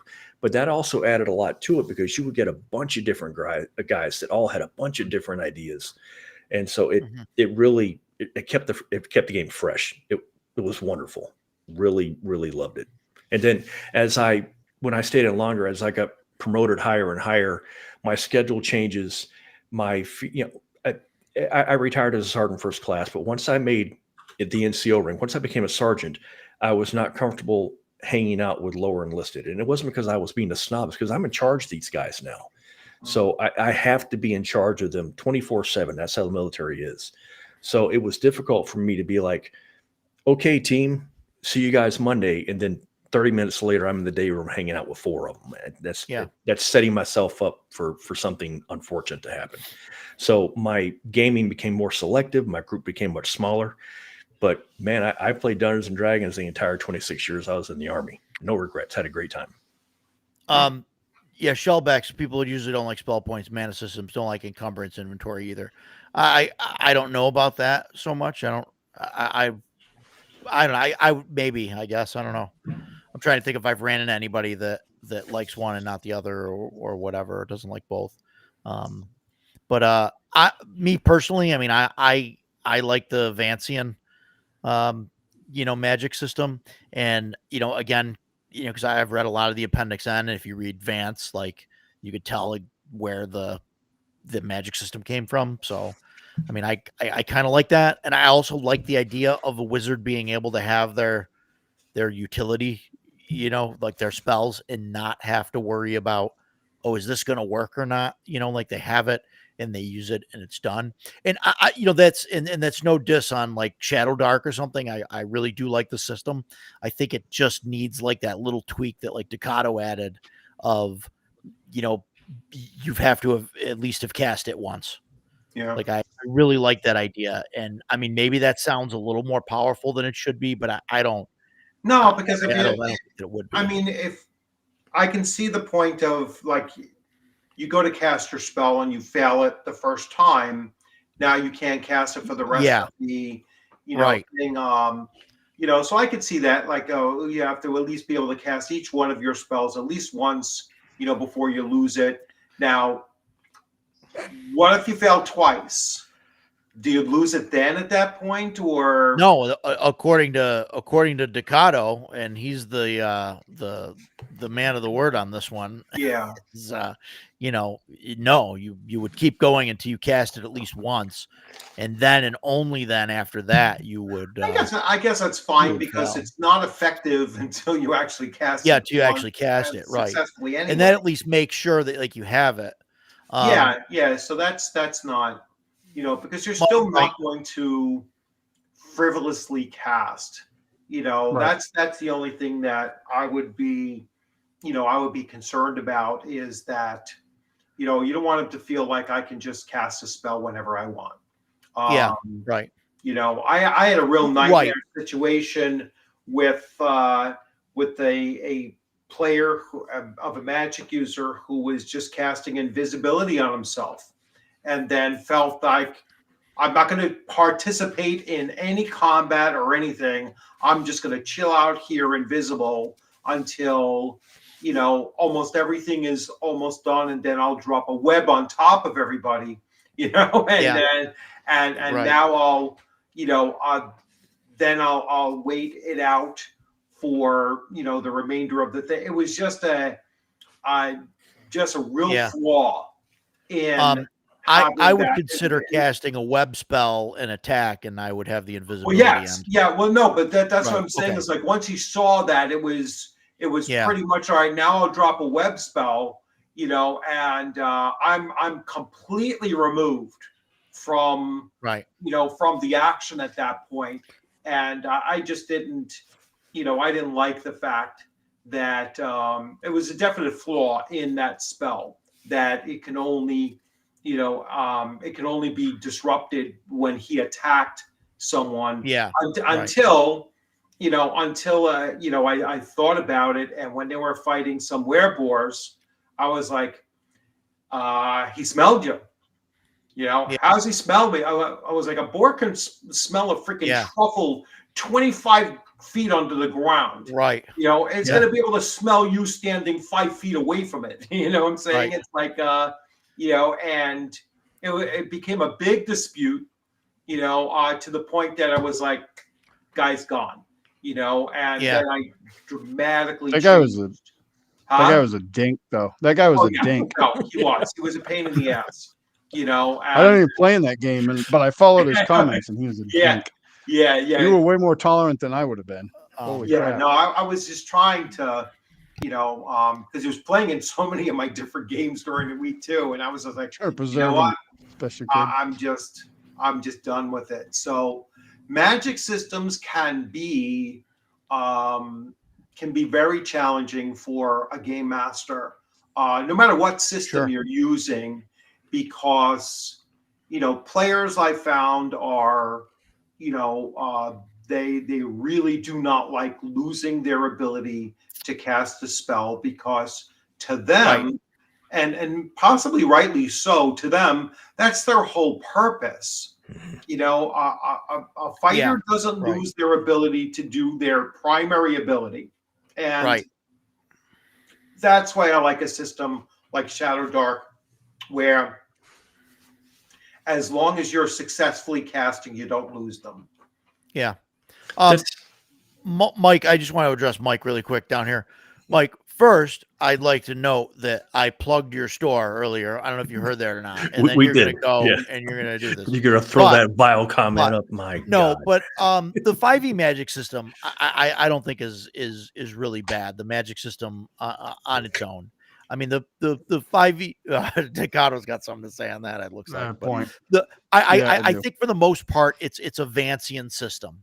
I don't like I don't like that there's 20 classes that have access to magic, and I don't like the warlock that can just every turn 5d6 range, I mean, some of that stuff.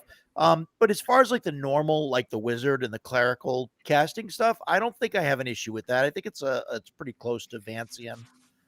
But I'm not sure. Decato, what do you got on that? All right. Just my personal opinion. Sure. 5e spellcasting sucks. It's awful. You are correct, sir. I played a wizard in a 5e game, and I played him to about 15th level we finished the campaign. And the spellcasting part of that character was my least favorite part of that character. And the reason is... So what's different? So what they do is, on the surface, it looks like Vancian magic. You have your slots and, numbers per day, all that stuff. The problem is the upcasting. So at 15th level, there is absolutely, unless I'm casting shield, there is no reason for me to cast a first level spell, because what is it going to do? Nothing. So I would upcast magic missile so I could get my that's right, whatever, and launch them. Whereas in a true Vancian magic system, where it's just based on your level, it's much more. You're playing a much more powerful wizard. By the end of that, I was totally disenchanted with 5e in general. I played a lot of it, but the spellcasting I just did not like at all. It just I played mostly fighter. I played a fighter and a rogue. You're better off. A rogue, and then that was it.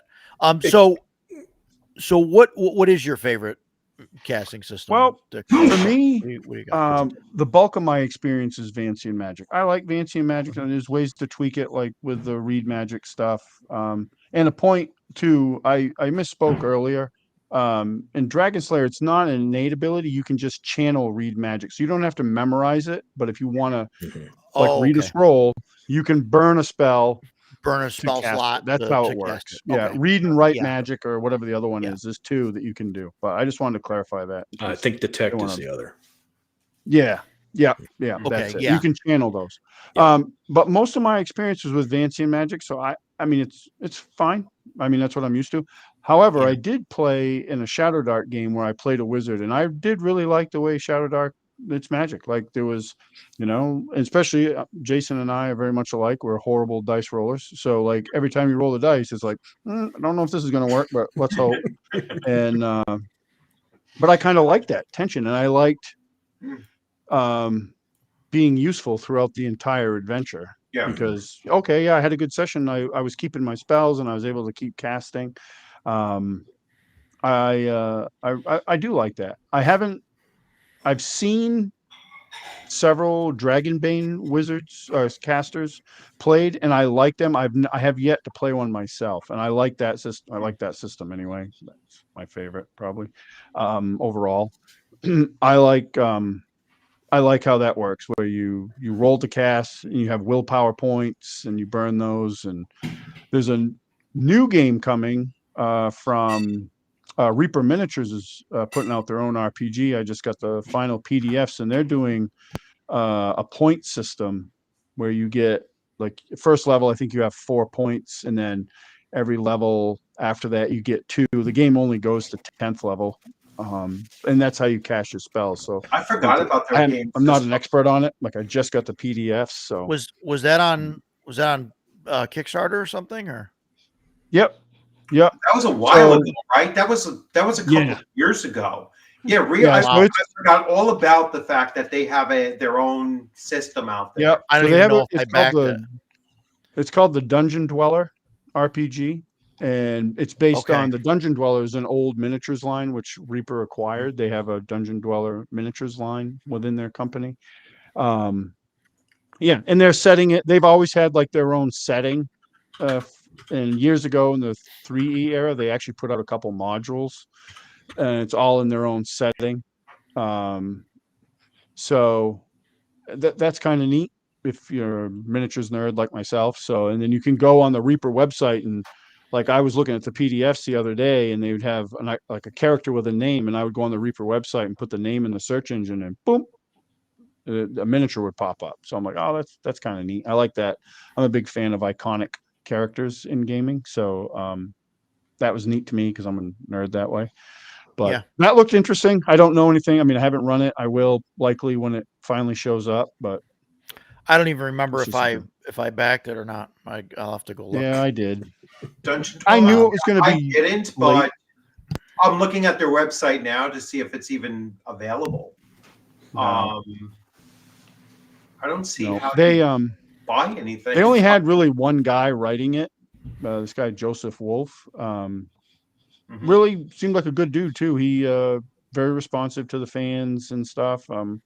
I asked a question just the other day on their Discord about there's this faction that miniatures are named after, and I painted a bunch of them, but I didn't have any information about them. So I just asked, is there any information about these guys anywhere? And Christ, he posted a bunch of stuff. He's like, yeah, I have basically a whole thing about that area that they're from sitting on my computer. That's a project down the road, but very, very generous with time and information, I felt.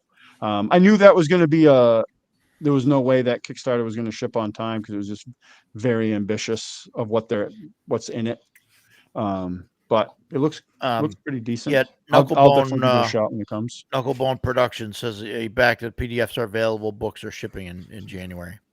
So so it's not even available yet. That's why I'm looking to see. No, it's not. That was out like they did that Kickstarter a long time ago. Oh yeah. That was due like well over a year ago. Okay. Death Angel made a comment about asking if a rogue should be able to use scrolls and wands. What about fighters? I don't know. I'm okay with a rogue or thief class, kind of having like a fighter. like a use magic ability or use magic item. But I think if it's a Vancian system, then the rogue should have to like roll. Like I don't think it should just be an automatic thing.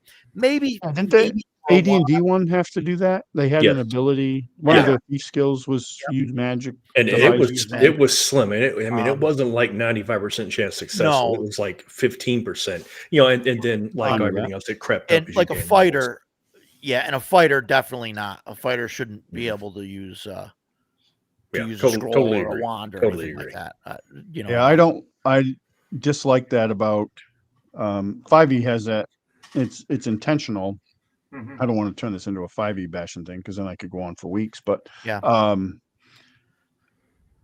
it was in like all the classes could do anything. Like, and that's Somebody I think left it a sucked. comment on one of our one of these videos about that we had a 5e bash fest or something and didn't like Really? that. So It's yeah, probably me. yeah, And there's I will there's never there's a apologize for comment. that. Wizards I is played it a enough horrible where I'm company, entitled to and my 5e opinion. sucks.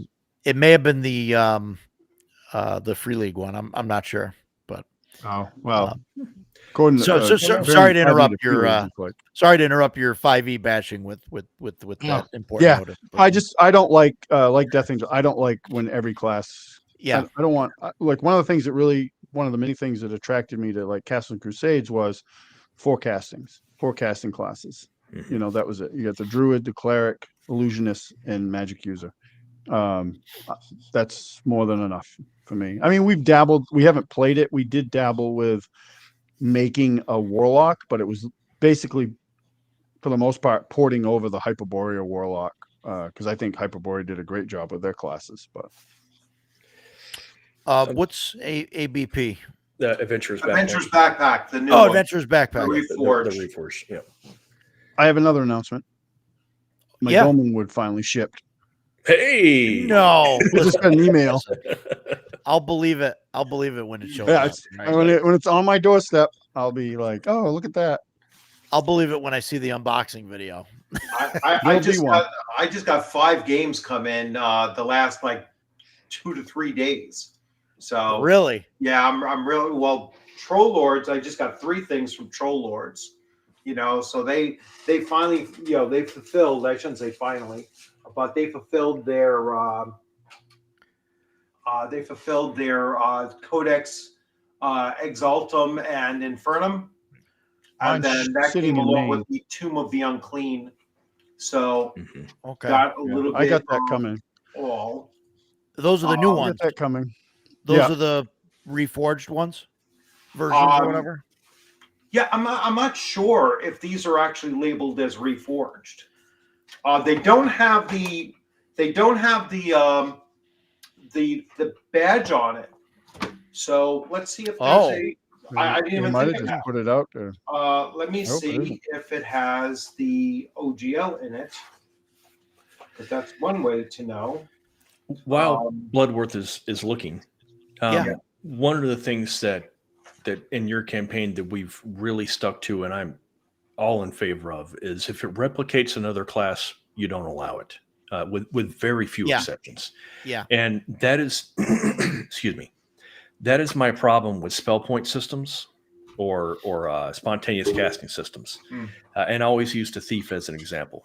Party goes into a dungeon, they come across a locked door. The thief says, okay, I'm going to try and pick the door. And if he fails, the wizard's like, well, I can spontaneously cast knock, so I do that. And for me, now you've just made so this wizard or this rogue doesn't matter. It doesn't matter if he's in the party anymore. And I really don't like that. And that's with so many magic systems, that is my grief with the spells. There are so many spells that make other classes either ineffectual or obsolete, and I don't like that. Yeah. All the classes should be protected so that they can be allowed to do their thing. So, Adventure Conquer King system, he pulled out spells like that. So he doesn't have Awesome. knock. He doesn't have knock in I'm the digging system, and I don't remember what else. Well, that was like, Sunday, but he pulled that stuff out. Joe's Druid was like, I'm going to cast fine traps, pits and snares. Yeah. And Stuff. He pulled that stuff out as well. To me, to me, the Druid, I'm okay with him casting detect pits and snares out in the wilderness. He's detecting snares. Sure. Inside a dungeon, your spell fizzles. You don't lose that spell slot, but it's useless in this dungeon. This is not your area. Don't get him going. Please. I've heard him complain about the thing long enough. All right. Don't worry, Ducato. It's coming. It's coming. It's coming. It's coming. We'll see. No knock. Yeah. Coming, no knock. That's I don't know if that's a reference to something else, but yeah, there's no knock. No knock, no fine traps, no none of that. And it's for the same reason Jason said. zero overlap of Yeah. classes because That's one of the that things is I like about CNC that that- does that. that They is don't really ridiculous. overlap. Yeah. Right. Well, yeah, but they still have knock spells and things They like do. that. So Yeah. so it's like Jason's saying, like, oh, the thief like fails to pick the lock, and it's like, oh, the wizard just like, oh, But it's very rare for a magic user to take that spell if there's a thief in the group. You know what I'm saying? It's like they're, sure. you know, I don't recall. I don't recall the last time our higher level magic users actually bothered to take that. I think that our wizard took spells like that just so he could do the thing before anybody else could. Is that? Yeah. And Shellback, that's I agree with your statement. Yeah, it's the spontaneous casting that where I don't like spells like that. If the wizard's to be like, well, I can memorize Stinking Cloud or Knock, and today it's going to be Knock. All right, cool, man. If that's what you want to do, Yeah. you know, good luck. Hopefully, we get to Yeah. use it today. Yeah, passive skills. That I don't like passive skills either. But you The know, fighter has a knock spell. It's called the Maul. yeah, It's like the fighter you has just- a knock spell. Yeah. Yeah, You know, and I've heard that counter argument. Well, you know, if the thief fails to, you know, the strong guy can just kick the door open. Yeah, he has to roll to succeed. He might fail too. Yeah. The door Yeah. may just not open, but a knock spell will open the door. Yeah. And I just, you know, it's like the find pits and traps thing. You're taking some of the edge off the dungeon by using this crutch of magic, and so I just don't like it. I don't know if Yeah. CNC does it, and specifically with knock, but the earlier versions of it, the counter to it was when you used it, it gave off this sound that could be heard from like Yeah, it was like a 300 door feet. chime or something like that. Yeah, it was like ding. Yeah. So it wasn't like Somebody's let's just coming. do this all day long. Yeah. I don't 'Cause that's gonna draw remember attention. that. I don't remember that from the Reforged books, but also don't have our them. group has a big problem of not reading the entire spell description. We're working on it. I've had that problem as well. I have made that mistake, occasionally. but I try to. Yeah, try we not all to. have. No, I mean, and it happens. But I mean, you know, there's will knock open a stuck door. Yes. No, knock will I'll have open to the look. door. Knock Yeah. unlocks and opens the door. The only doors that or I think in CNC it'll do everything. I think Yeah. there's, like, In magically CNC, it sealed doors unlocks. that It will open a stuck door. right, even if it's magically sealed. Well, if it's magically sealed, I would make it do an opposed check. Make a roll or something. Yeah. Yeah. Sometimes they'll say, like, I've seen adventures where they say specifically, Yeah, this knock won't does work. not open this door Yeah. or whatever. Yep. Yeah. You have to have whatever. I definitely item have is. I definitely have doors in my world that they can't be opened with knock. True that. But I do too. but yeah, they're far and few between. They're just things that have been put there or sealed by, you know, the spellcaster of, you know, unmentionable level, you know, type of situation. But yeah, that's good stuff. I don't know. I'm kind of partial to the Vancian myself. I do like a roll to cast, and I think that would be interesting to try. And I don't know if trying it in my current campaign is a good idea. Like if I said, hey, and I know like Matt at with the Barrows and Borderlands, Matt, like he has zero problem saying, hey, special announcement for the next 3 weeks. We're using this, you know, this magic system, and this is the way things are, or whatever. But I don't know if that's a good idea. That's part of the flavor of his game, though. Right. Yes. His game, Correct. yeah. So when you sit Right. down at the table, you know some wonky stuff may just be happening tonight. Yeah. Right. And so I don't know. I don't know if that would go over well. I mean, you're a spellcaster. I mean, you know, for the well, you have the powerful cleric in the game. I mean, Yeah. what I'm playing a monk now, what would you baby. That feel? was You're playing a liberating. monk now, yeah. Oh boy, I had do you such a feel good time about last weekend. if we tried doing like a roll to cast system to see if it would work? Um, No, keeping in mind that I would roll ones all night long. But really, Yeah, that has right. nothing to do with it. I don't mind roll to cast when it's part of the system. I talked about this last week. Things that are built in, and the free league discussion we had. There are parts of the systems that are written into the system as a balancing act to create a complete system. I don't like piecemealing stuff because I feel like it throws things out of balance. Spellcasting is already difficult enough without yet another roll. And that just leads to really, I have to roll to cast a spell. Really quick. I'm sorry to interrupt. Rich Sure. has got to drop. Yep. Guys, great so- discussion. Really enjoyed it, and thank you very much.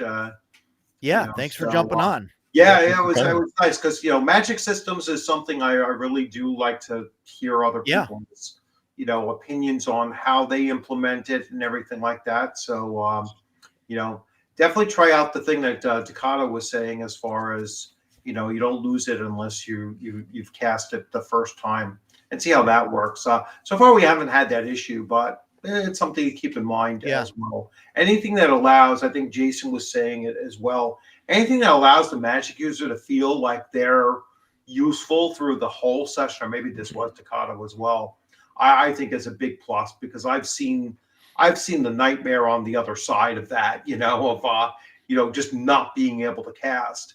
So thanks very much, guys.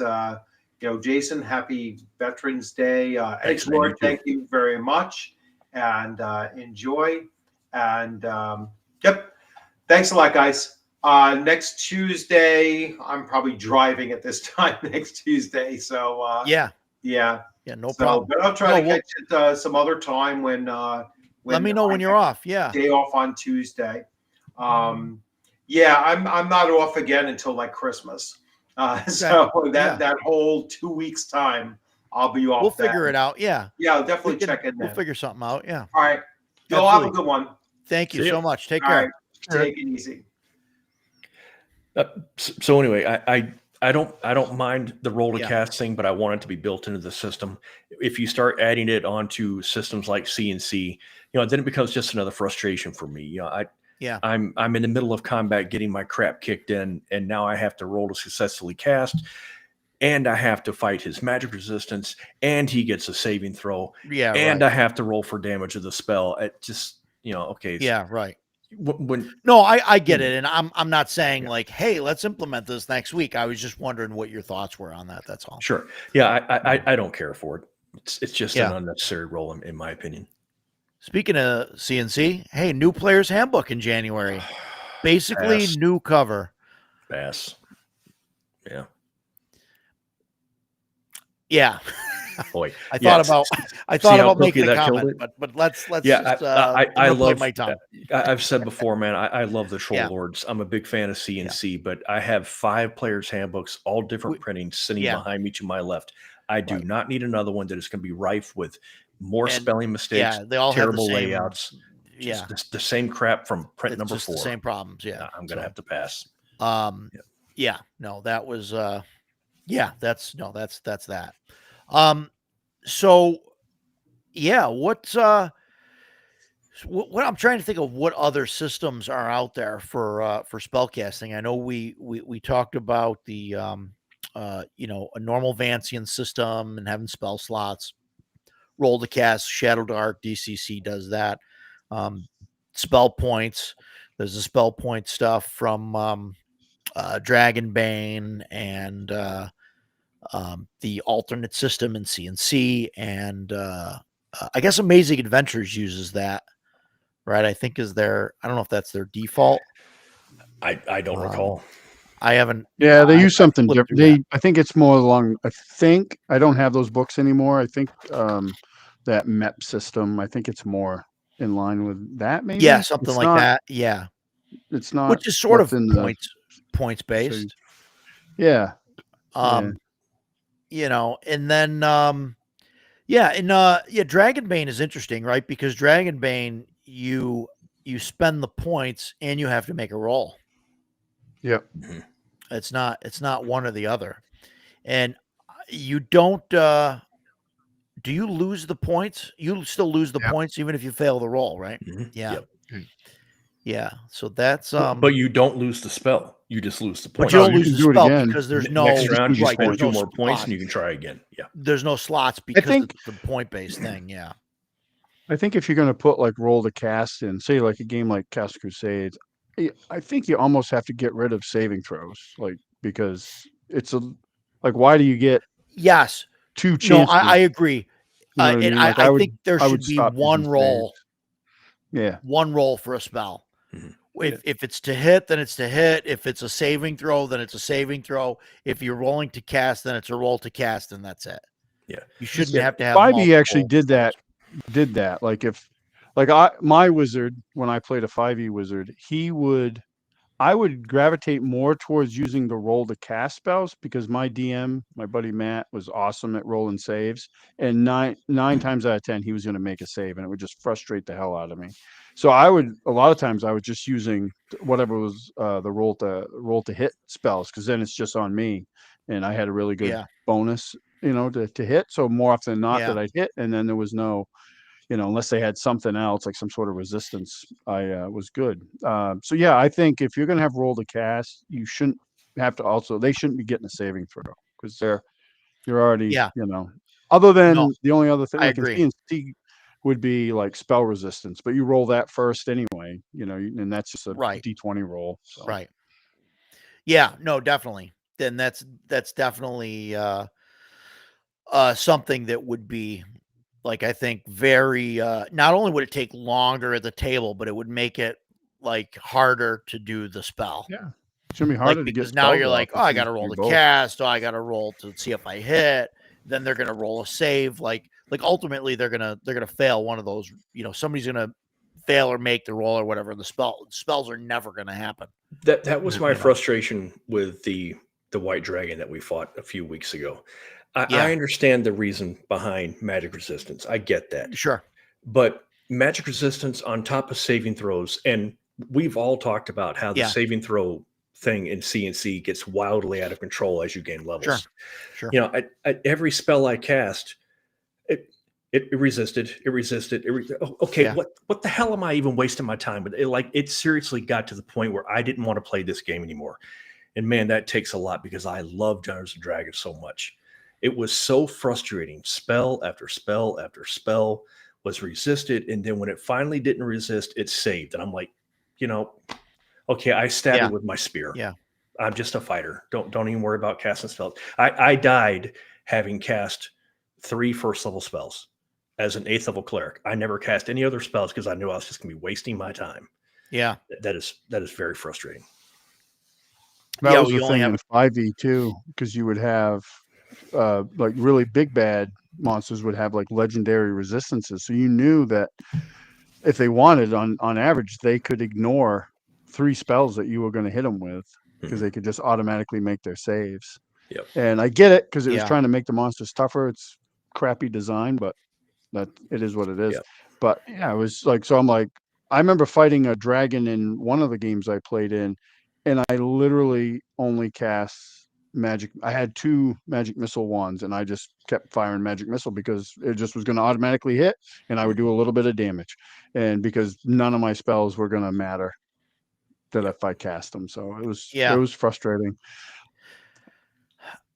And I understand why like spell resistance is there. I don't know what like the solution. I guess the solution would be to just give dragons like more hit points or something instead I of don't know if that's a solution though, because that Right. just turns it into a You know, slog.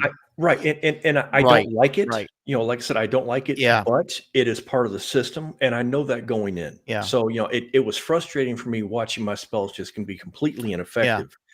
But I knew going in, we're fighting a dragon. It's very high level. We already know that part Yeah. too. We were able to figure that part out. So we know this is going to be a tough fight. It was just very frustrating, and Yeah. it gets to the point where it's like, okay, I'm not fighting a dragon anymore. Now I'm fighting a demigod. If it's a demigod, okay, cool. Let me know ahead of time and I will go somewhere else. And so it was, Yeah. I The don't other thing know. you can do too, though, is because I know I've used monsters in my CNC game that have magic resistance, and that frustrated our wizard. And then he turned around and did like magical research, and he found spells that were like, oh, this spell ignores magic resistance. So I Right. was like, oh, well, crap. So, Yeah. but he found a solution for his problem, or Mhm. to some Yeah. degree. I don't mind magic resistance. I mean, I'm obviously coming from the game master side of the screen, so Sure. just because Sure. it can be tough to sometimes, not as much as in CNC or OSR games, but to challenge parties with like a single creature, because parties tend to hit Yeah. heavier than against those than if because they can focus. Mhm. And I as a game master, I don't like having like 10 bad guys on the table, because it's 10 things I got to keep track of. And especially if they're powerful, it's like they probably have a Right. bunch of things they can do. And then I got to try to keep all that straight in my head. And that's never a good idea. So, um, having something that's a little bit powerful that can stand on its own because it has magic resistance and can Yeah. kind of frustrate not personally, but like frustrate the caster, Sure. I'm okay with that. Yeah. No, and I And I'm understand sure that I'd be like bumming if it was they're me too. I'd be like, damn it. they're magical creatures or whatever that have been around for 1,000 years or whatever, so Right. they've built up Yeah. like some Yeah. resistance to it. And like we said going in, it was a level 20 dragon. It was a 20 hit die dragon. We knew going in that it wasn't like a wormling that just hatched 3 days ago.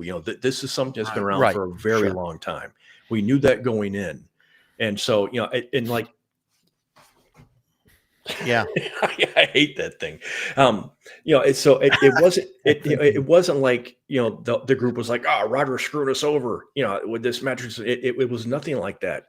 It was just very frustrating. But anyway, I've said that Yeah. 3 times now. So Yeah. but Uh, I agree with Shellback that what he said is exactly how Yeah. I feel about it. boosted saving throws or penalty to attack. I'm going to put it back Yes. up for a second so everybody because I had Yeah. to roll 3 times for my spell to have any kind of effect on it. Yeah. And to me, I'm just like, why are we doing this? Why not give it? Its saving throws are already ridiculous because it's a 20 just hit die give it a creature. +5 or Right. something to its saves or Or, whatever, and that's or magic my resistance. or the wizard's fireball hits it, and he takes even if he fails a save, he still takes half damage. If he makes a save, he takes a quarter damage. But the spell still hits and it's still effective, even if it's to a lesser degree. I like that way of going about it. Sure, because then you're still at least doing something. Right. Doing something. Your turn's not wasted. Yeah, no, I completely understand that. But like I knew, like to get rid of that, you cause other issues, Right. because now the creature's not like that's It's part of not what 100%. makes it. Yeah, right. So yeah, so you go kind of back and forth there. Wait, put that back up there. I Yeah. can make it fit right. There we go. So, yeah. But yeah, so that's I guess spell resistance is a tough one. And that's been around from, since the beginning, so and in first edition I don't remember if it was in OD&D. I don't know. But I know I know it was in AD&D. I know it was in AD&D. It was in first edition. It was definitely it was percentage, I believe, right? Yeah. So, and you just roll a percentage and see if the spell would affect it or not. And then obviously CNC just converted that to a D20 roll. Straight D20 roll. But yeah, so that's something that really has been there. And yeah, I guess there's got to be different ways of handling it. And I wonder if there's any systems out there that have done that, incorporated it into a save or something. Like I can't think of anything that's out there, but but I'm not sure. I don't typically play spellcasters, so it's not something that I've really had to worry a whole lot about. This cleric is the first real spellcaster I played in a long time. Yeah, that's interesting. I've only really played a spellcaster like once for like a real campaign, Mhm. when I used to play, I played a wizard. Yeah. And I got to be in I charge. played a cleric and a wizard. But I've usually played fighters or fighter types or rogues or thieves. That's generally my go-to. Um, Shellback writing his own TTRPG rule set. Good luck. Trying Yeah. to balance BX and 1E gaming principles with the features of later game systems, trying to reduce the amount of extra rolling and eliminate D20s.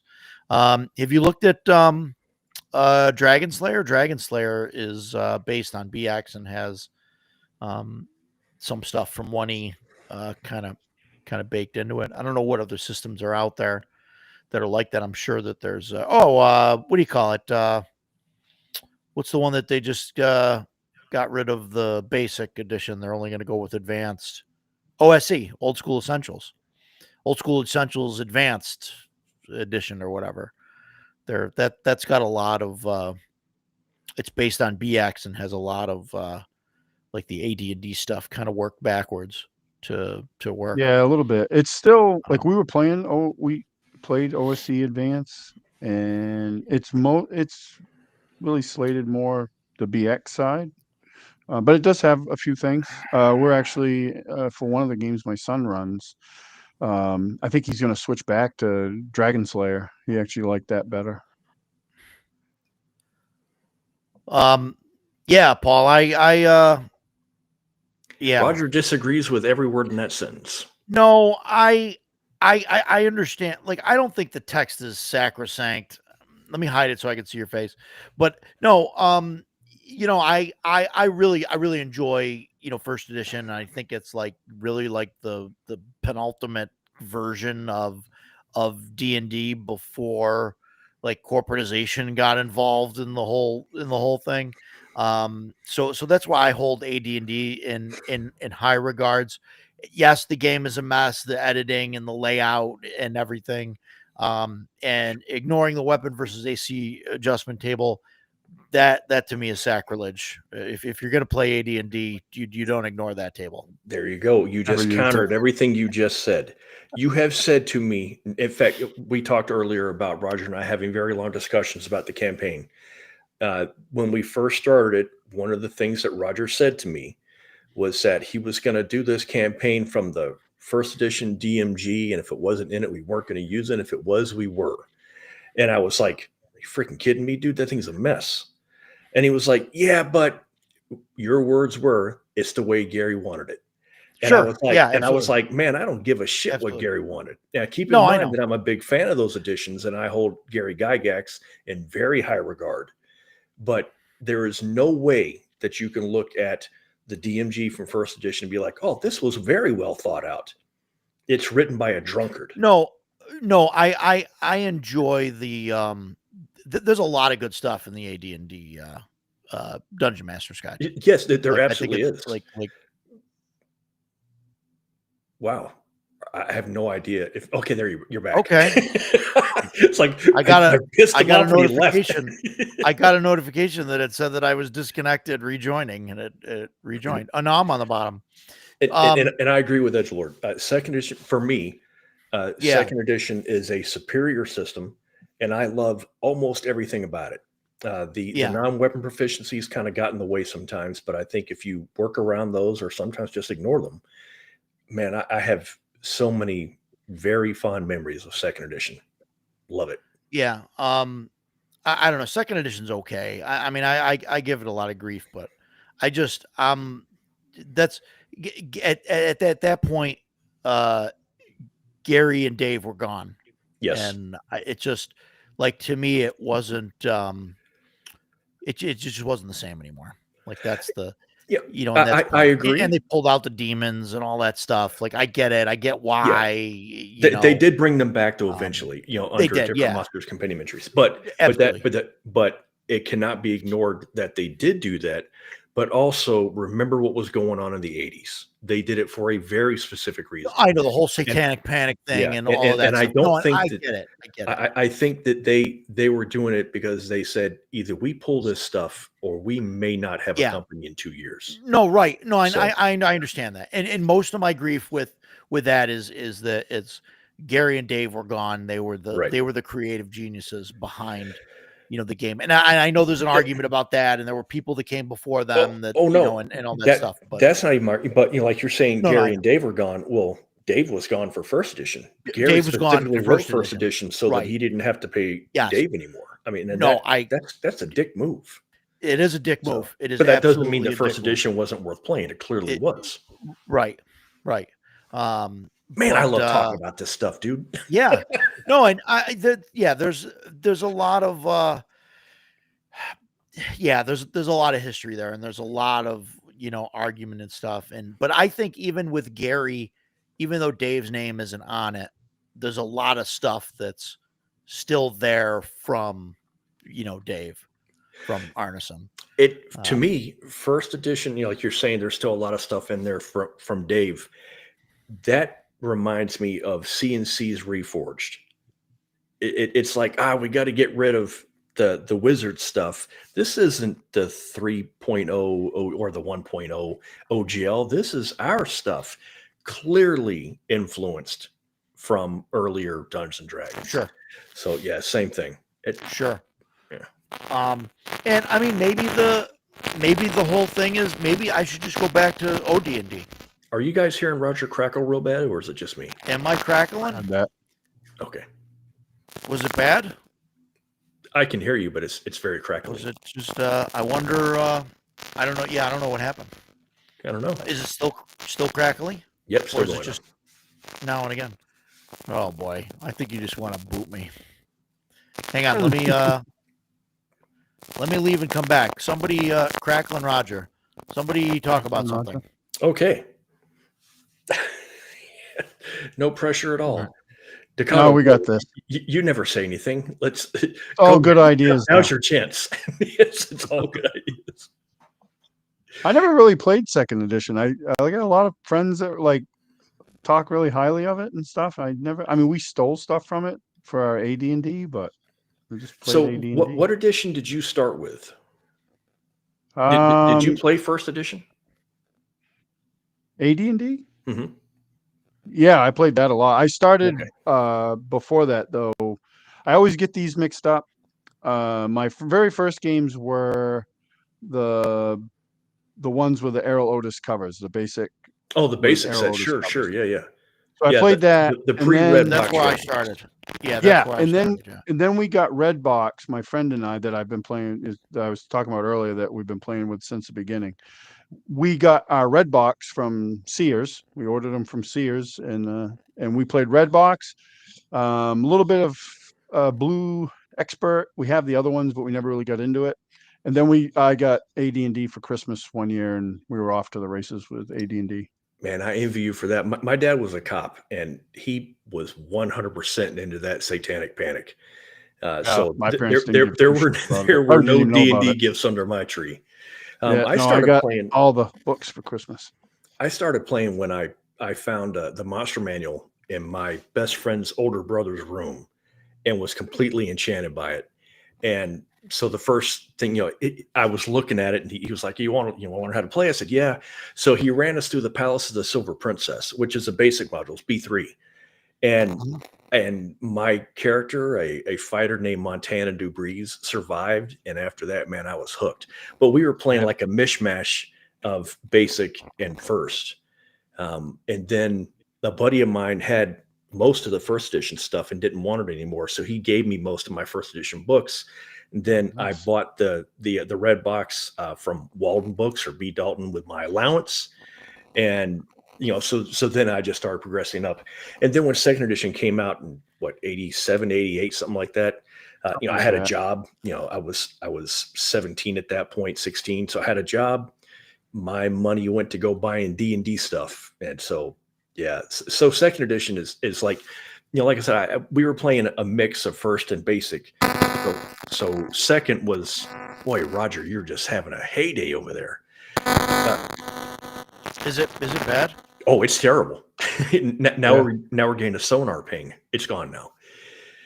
Is So it- second was did the it- first edition that I ever really played. That was its second edition. That's what we played. Yeah, we took stuff like I didn't switch to second edition because like it was mentioned earlier, when I saw there was no demons or devils and they took the assassin out of the player's handbook, I was like, what is this kindler Yeah. and gentler version of D&D? Yeah. I'm not playing this. So I never got it. And then I got stuff later on, books here and there and stuff. I'm actually trying to track down a good copy of the second edition player's handbook with the Jeff Easley cover. I haven't had very good luck so far. Second edition Because player's my handbook, you said? yeah, because my buddy runs that's running our Ravenloft stuff. We were using old school essentials, but he was kind of using second edition, and This one? yeah, that one. And this is the Wizards Yeah. production, by the way. This is after Wizards bought TSR. Yep. So I mean, it still says Yeah. TSR. So am did I you say you're still, looking for one of these? Yeah. Oh, dude! Li- If I saw 3 of those I'm this going, weekend, I will get one for you if I yeah. find it. I'll pick one up. If you can find one, Yeah. let me know. I'll Sure. gladly send you some cash, No problem. money I'm for going it. to MEPA this I've weekend. looked If I online see and one, I'll they're- grab it. I looked online and they're like stupidly expensive, and most of them. I saw one for like $85, and it was literally taped together. Crazy. And I was like, I don't think so.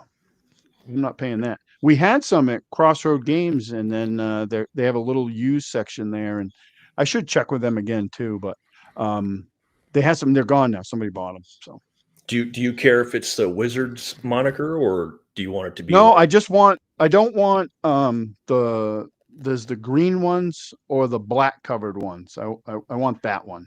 Okay. Like I have the somewhere here. I have. Do I still sound bad? Yeah, you're still Yes. cracking. So I have It's just this when I version cough, of though, the it's not all the time. Oh, okay. D&G. Okay. I don't want that one. I want the Jeff Easley.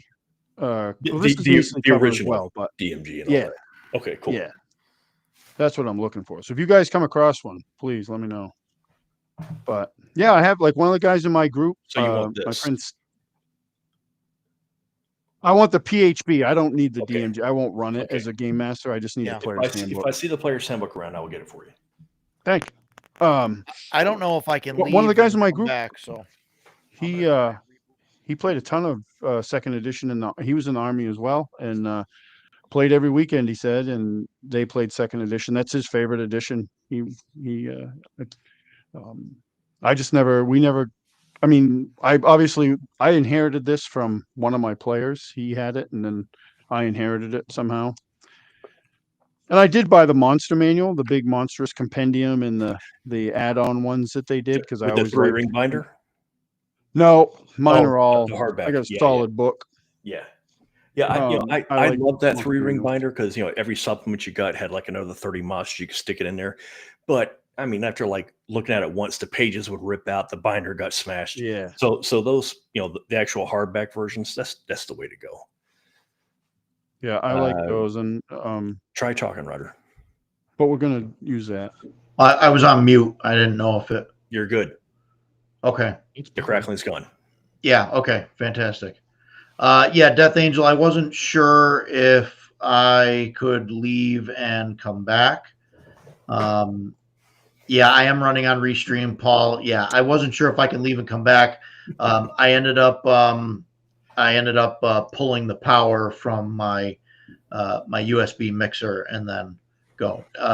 Death Angel says it's still crackling. My end. Yeah. It sounds different, but it's not crackling. Okay, good. Oh, he said, "Oh, better now." Okay, that Yeah. just must be the delay. It sounds different. I mean, Yeah, you're louder now than you were, but you're not crackling. Don't mess with it. You're clear though. Yeah. okay, I'm clear, but it's not, the loudness isn't bad.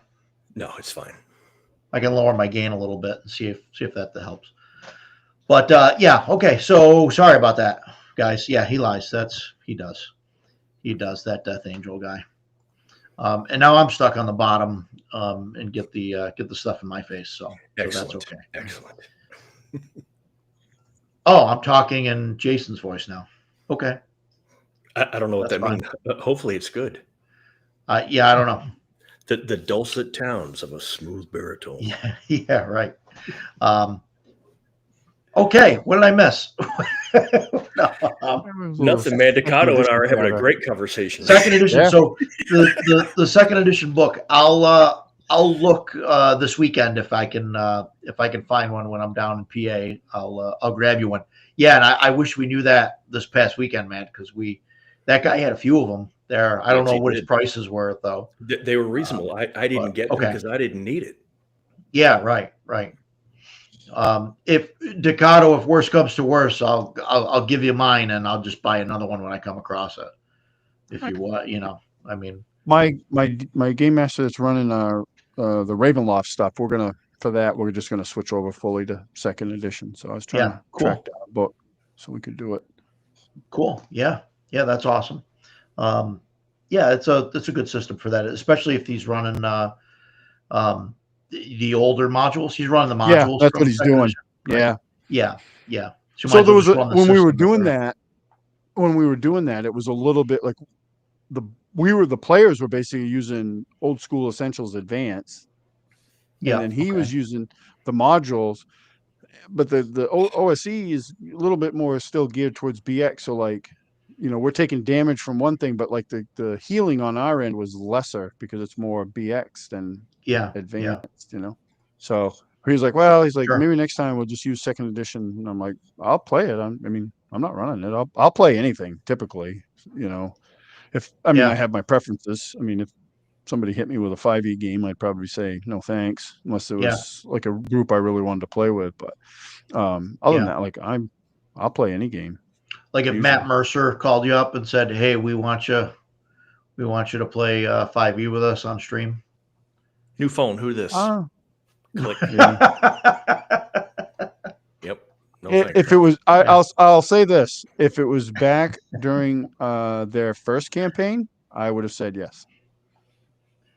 Yeah, and right. I mean, for the experience, I mean, it's not like I'm doing it for the rest of my life. So, like, I could go and say, yeah, I did that. Sure. And then have it wouldn't, I mean, the way their tone of game isn't my cup of tea now, but their first campaign was very much my cup of tea. I enjoyed it. Yeah, right. I haven't enjoyed anything since or been able to finish watching anything since. I'm more, I'm right now I'm enjoying the Glass Cannon Network's Shadow Dark campaign. They're 2 sessions in. They're doing a great job with it. Cool. It's good. Yeah, I haven't I haven't seen their stuff in a little bit, but yeah. And I say that I don't watch. I used to watch a lot of streamed games just because it's cool. It's on YouTube, and I don't now. So, but I have been watching that, and I've really enjoyed it. I don't watch them. I'm just kind of prejudiced about it. I always feel, and especially Critical Role. Those guys are the ones that I loathe for this. I don't feel like they're playing Dungeons and Dragons. They are pretending to play Dungeons and Dragons while they're acting to the camera. I have no interest in watching that whatsoever. But if there's somebody out there that's, like just the cameras at the table and everybody's playing Dungeons and Dragons, especially with a system that I haven't played much of, like Shadow Dark, I'll watch that because, okay, this is cool. And I'm learning how to play the game that way. I'd be fine with that. Well, and that's my issue with Critical Role is the production, the whole it's overdone. It's a show and it's produced and that's like an issue for me. For me. And I think some of it get going on this stuff now, but I think some of it it sheds like D&D, not in a bad light necessarily, but in a light where people think that, oh my God, like if I want to play D&D, I need to have all these character voices. I need to have all these miniatures. I need to have all this lighting. I need to have all this tabletop stuff, the terrain and like everything else. And, I've been big, and obviously like at my table, like I've been using more and more minis and stuff, especially that I've got the 3D printer now. But like, and Jason will attest to this. Like I run like theater of the mind, like 90% of the time, and I mean, I draw battle mat out like as a secondary thing for me because my players need it, and I get it. I get it. Absolutely. you know, and That's the thing too, is I'm the same way. Like, I mean, obviously I use a Yeah. lot of miniatures and terrain. I don't mind theater of the mind either. And there's times I use that because it's easier. Like, it's easier than me trying to figure out how I'm going to build some crazy table or whatever. right. And like, I don't do that. I mean, most of my stuff, like I sent you guys, I think that video or whatever of Yeah, with what's currently on the table down with there. And Shelob or it's whatever. yeah, so it's an extensive build. Yeah. That's not every game. Like, Yeah, I don't do that every game.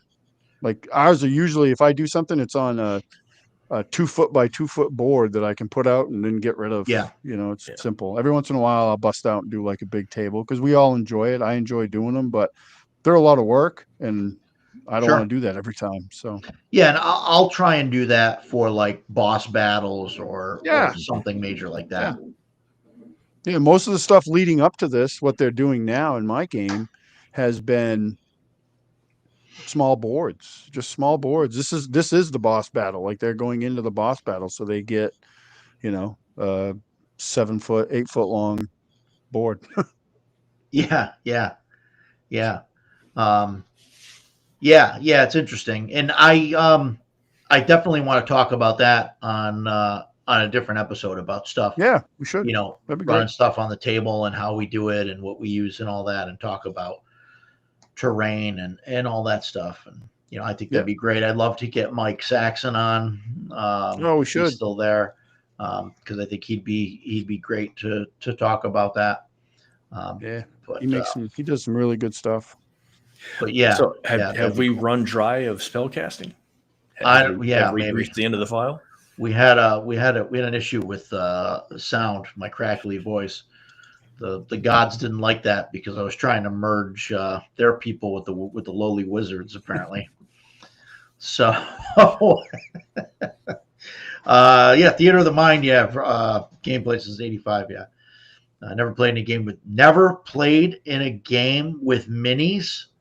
Wow. Wow. What? That's crazy. Well, I heard a rumor that Death Angel is coming up to CNY next year. He should be. So, and he's coming up from, I believe, is it Tennessee? Yeah. And somebody's been asking questions about running a convention down in Tennessee as well. So, maybe there'll be a new hot OSR con coming up within the next year. In Tennessee, yeah, that'll be fun. Edgelord, if you're up by Niagara, were you at CNY last year? I'm not trying to put you on the spot, dude. I'm just wondering if you plan on attending, because you're pretty close. Assuming that you're still in the chat somewhere. Oh, I'll put him in the spot. Edgelord, if you weren't there. Man, Roger's having a rough night. Wow. Yeah. Am I crackly again? No, you're back. You dropped out. I saw it. I disconnected. I don't know what's going on tonight, guys. Usually Jason's the one with internet connection issues. Yeah. No and yes. I don't know what questions he's answering. No and yes. I think no means he did not attend last year, and yes, you are coming this year. Is that correct? Or yes, you're still in the chat. I don't know. Yeah. I'm just riffing here, man. I'm just riffing. We would love to have you. It was an absolute blast. And I'm not just saying that just because you agreed with me earlier. But yes, this year. Yeah. Yes, yeah, awesome. Yeah. Fantastic. Fantastic. LibertyCon. Where's LibertyCon? Tell us. And SmokyCon, is that official or no? Is that I would guess it's not official by the smiley faces. That's his name of his future con. Yeah, the Great Smoky Mountains. Why not? FutureCon. Okay. I was just in Pigeon Forge in October. It was wonderful. Yeah, so we should do Edge Lady too. Yeah, fantastic. Bring the family. Fantastic. Bring the family. The more the merrier. Someone's at the front door. Did you guys hear that? Everyone heard that. That was his Ring doorbell letting him know that there's an intruder to take his That was- wood or whatever it That was called. my doorbell, and the wife changed in the holidays. They open up the holiday thing, so it was a turkey gobbling, and then it told me somebody's at my front door, and the thing's right over my shoulder. So, yeah, fun times. But yeah, I think so. We've got a lot of other shows coming up that we want to talk about. We want to talk about stuff on the table. That's definitely an episode idea. I want to see if Mike's available for that. I want to talk about Kickstarters. Kickstarters is fun. My sleeping wife heard that. Kickstarters I think would be a good one that I think people would want to talk about. What do you guys want to hear in the chat? Like, what do you guys want to hear us ramble on about? Yeah. Is there any subjects or anything that you guys want to hear Jason and I disagree on, or because there's a lot.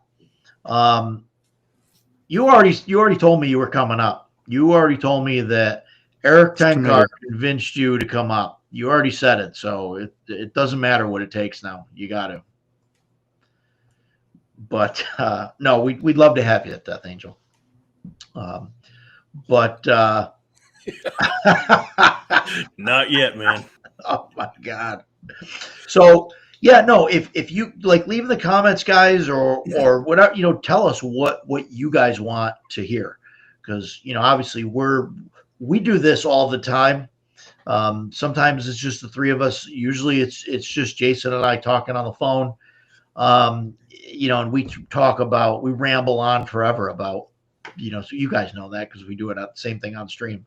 But that's what we do the same thing with my guys. Yeah. That I game and I would love to know what you guys want us to talk about. But I've got nothing else to talk about as far as spellcasting or magic systems or anything like that. So unless you guys have anything. Yeah, I mean, are we going to call it at 2.5 hours? I mean, we can do that. Fine with me. Yeah, it doesn't bother me. Yeah, sure. But yeah, let us know. LibertyCon is primarily fantasy sci-fi novels con. Okay. Most of the 3 Ravens Publishing, Canon Publishing will be there. Okay, cool.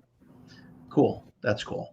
Yeah, I'd like to hear more about how you guys run games, especially online Theater of the Mind. Yeah. And so I think like what I'm talking about is how we run the games at the table. I think that's going to be how, like, we'll incorporate all of that stuff. Sure. And except for the online stuff, because who wants to play online? That's terrible. But I don't know. I don't get it. I know. Yeah. I don't like it. It can be done well, and it can be fun. And keep in mind, I live an hour away from you. No, so I understand that. Somebody online. No, I get it. And we can talk about that too. We'll talk about that. Favorite sci-fi system. That is in my list, is to talk about sci-fi games. There are a ton of sci-fi games out there. I think that's going to be amazing. That's a good answer there, Shellback. Yeah, Shellback's great. Conversation over. Games. Oh God. I'm a huge fan of Shadowrun, 1st and 2nd edition. 3rd edition kind of sucked. But we'll save that for the sci-fi. Yeah, we'll save that for the sci-fi thing when we can disagree on better systems. But at FlagCon that we went to last week, the only part of that con that I liked was there was a guy that had used books, and I found the West End Games The Planet book that I got. Oh, nice. It was not cheap, but I got it for a pretty good deal. And man, as soon as I got home, I was like, oh, I finally have it. Man, I was super excited to find that. I got a whole box full of Star Wars D6 stuff. Yep. I love that game. Mine's growing. Yeah, I love it. What's the spellcasting like in that system? Don't make a lot me of D6s. Is Jedi. Okay, so everybody, thanks for coming. We will see you guys in 1 week on the 18th, if math serves me, at 6 p.m. I don't know what we're going to talk about yet, but we're going to talk about that in a few minutes, not in front of you guys. We'll ping some ideas back and forth, and they'll probably tell me I'm wrong, but that's okay. So thanks everybody for coming. It was great to have you guys, and we will see you guys soon. See you around. Take care, everybody. See you guys.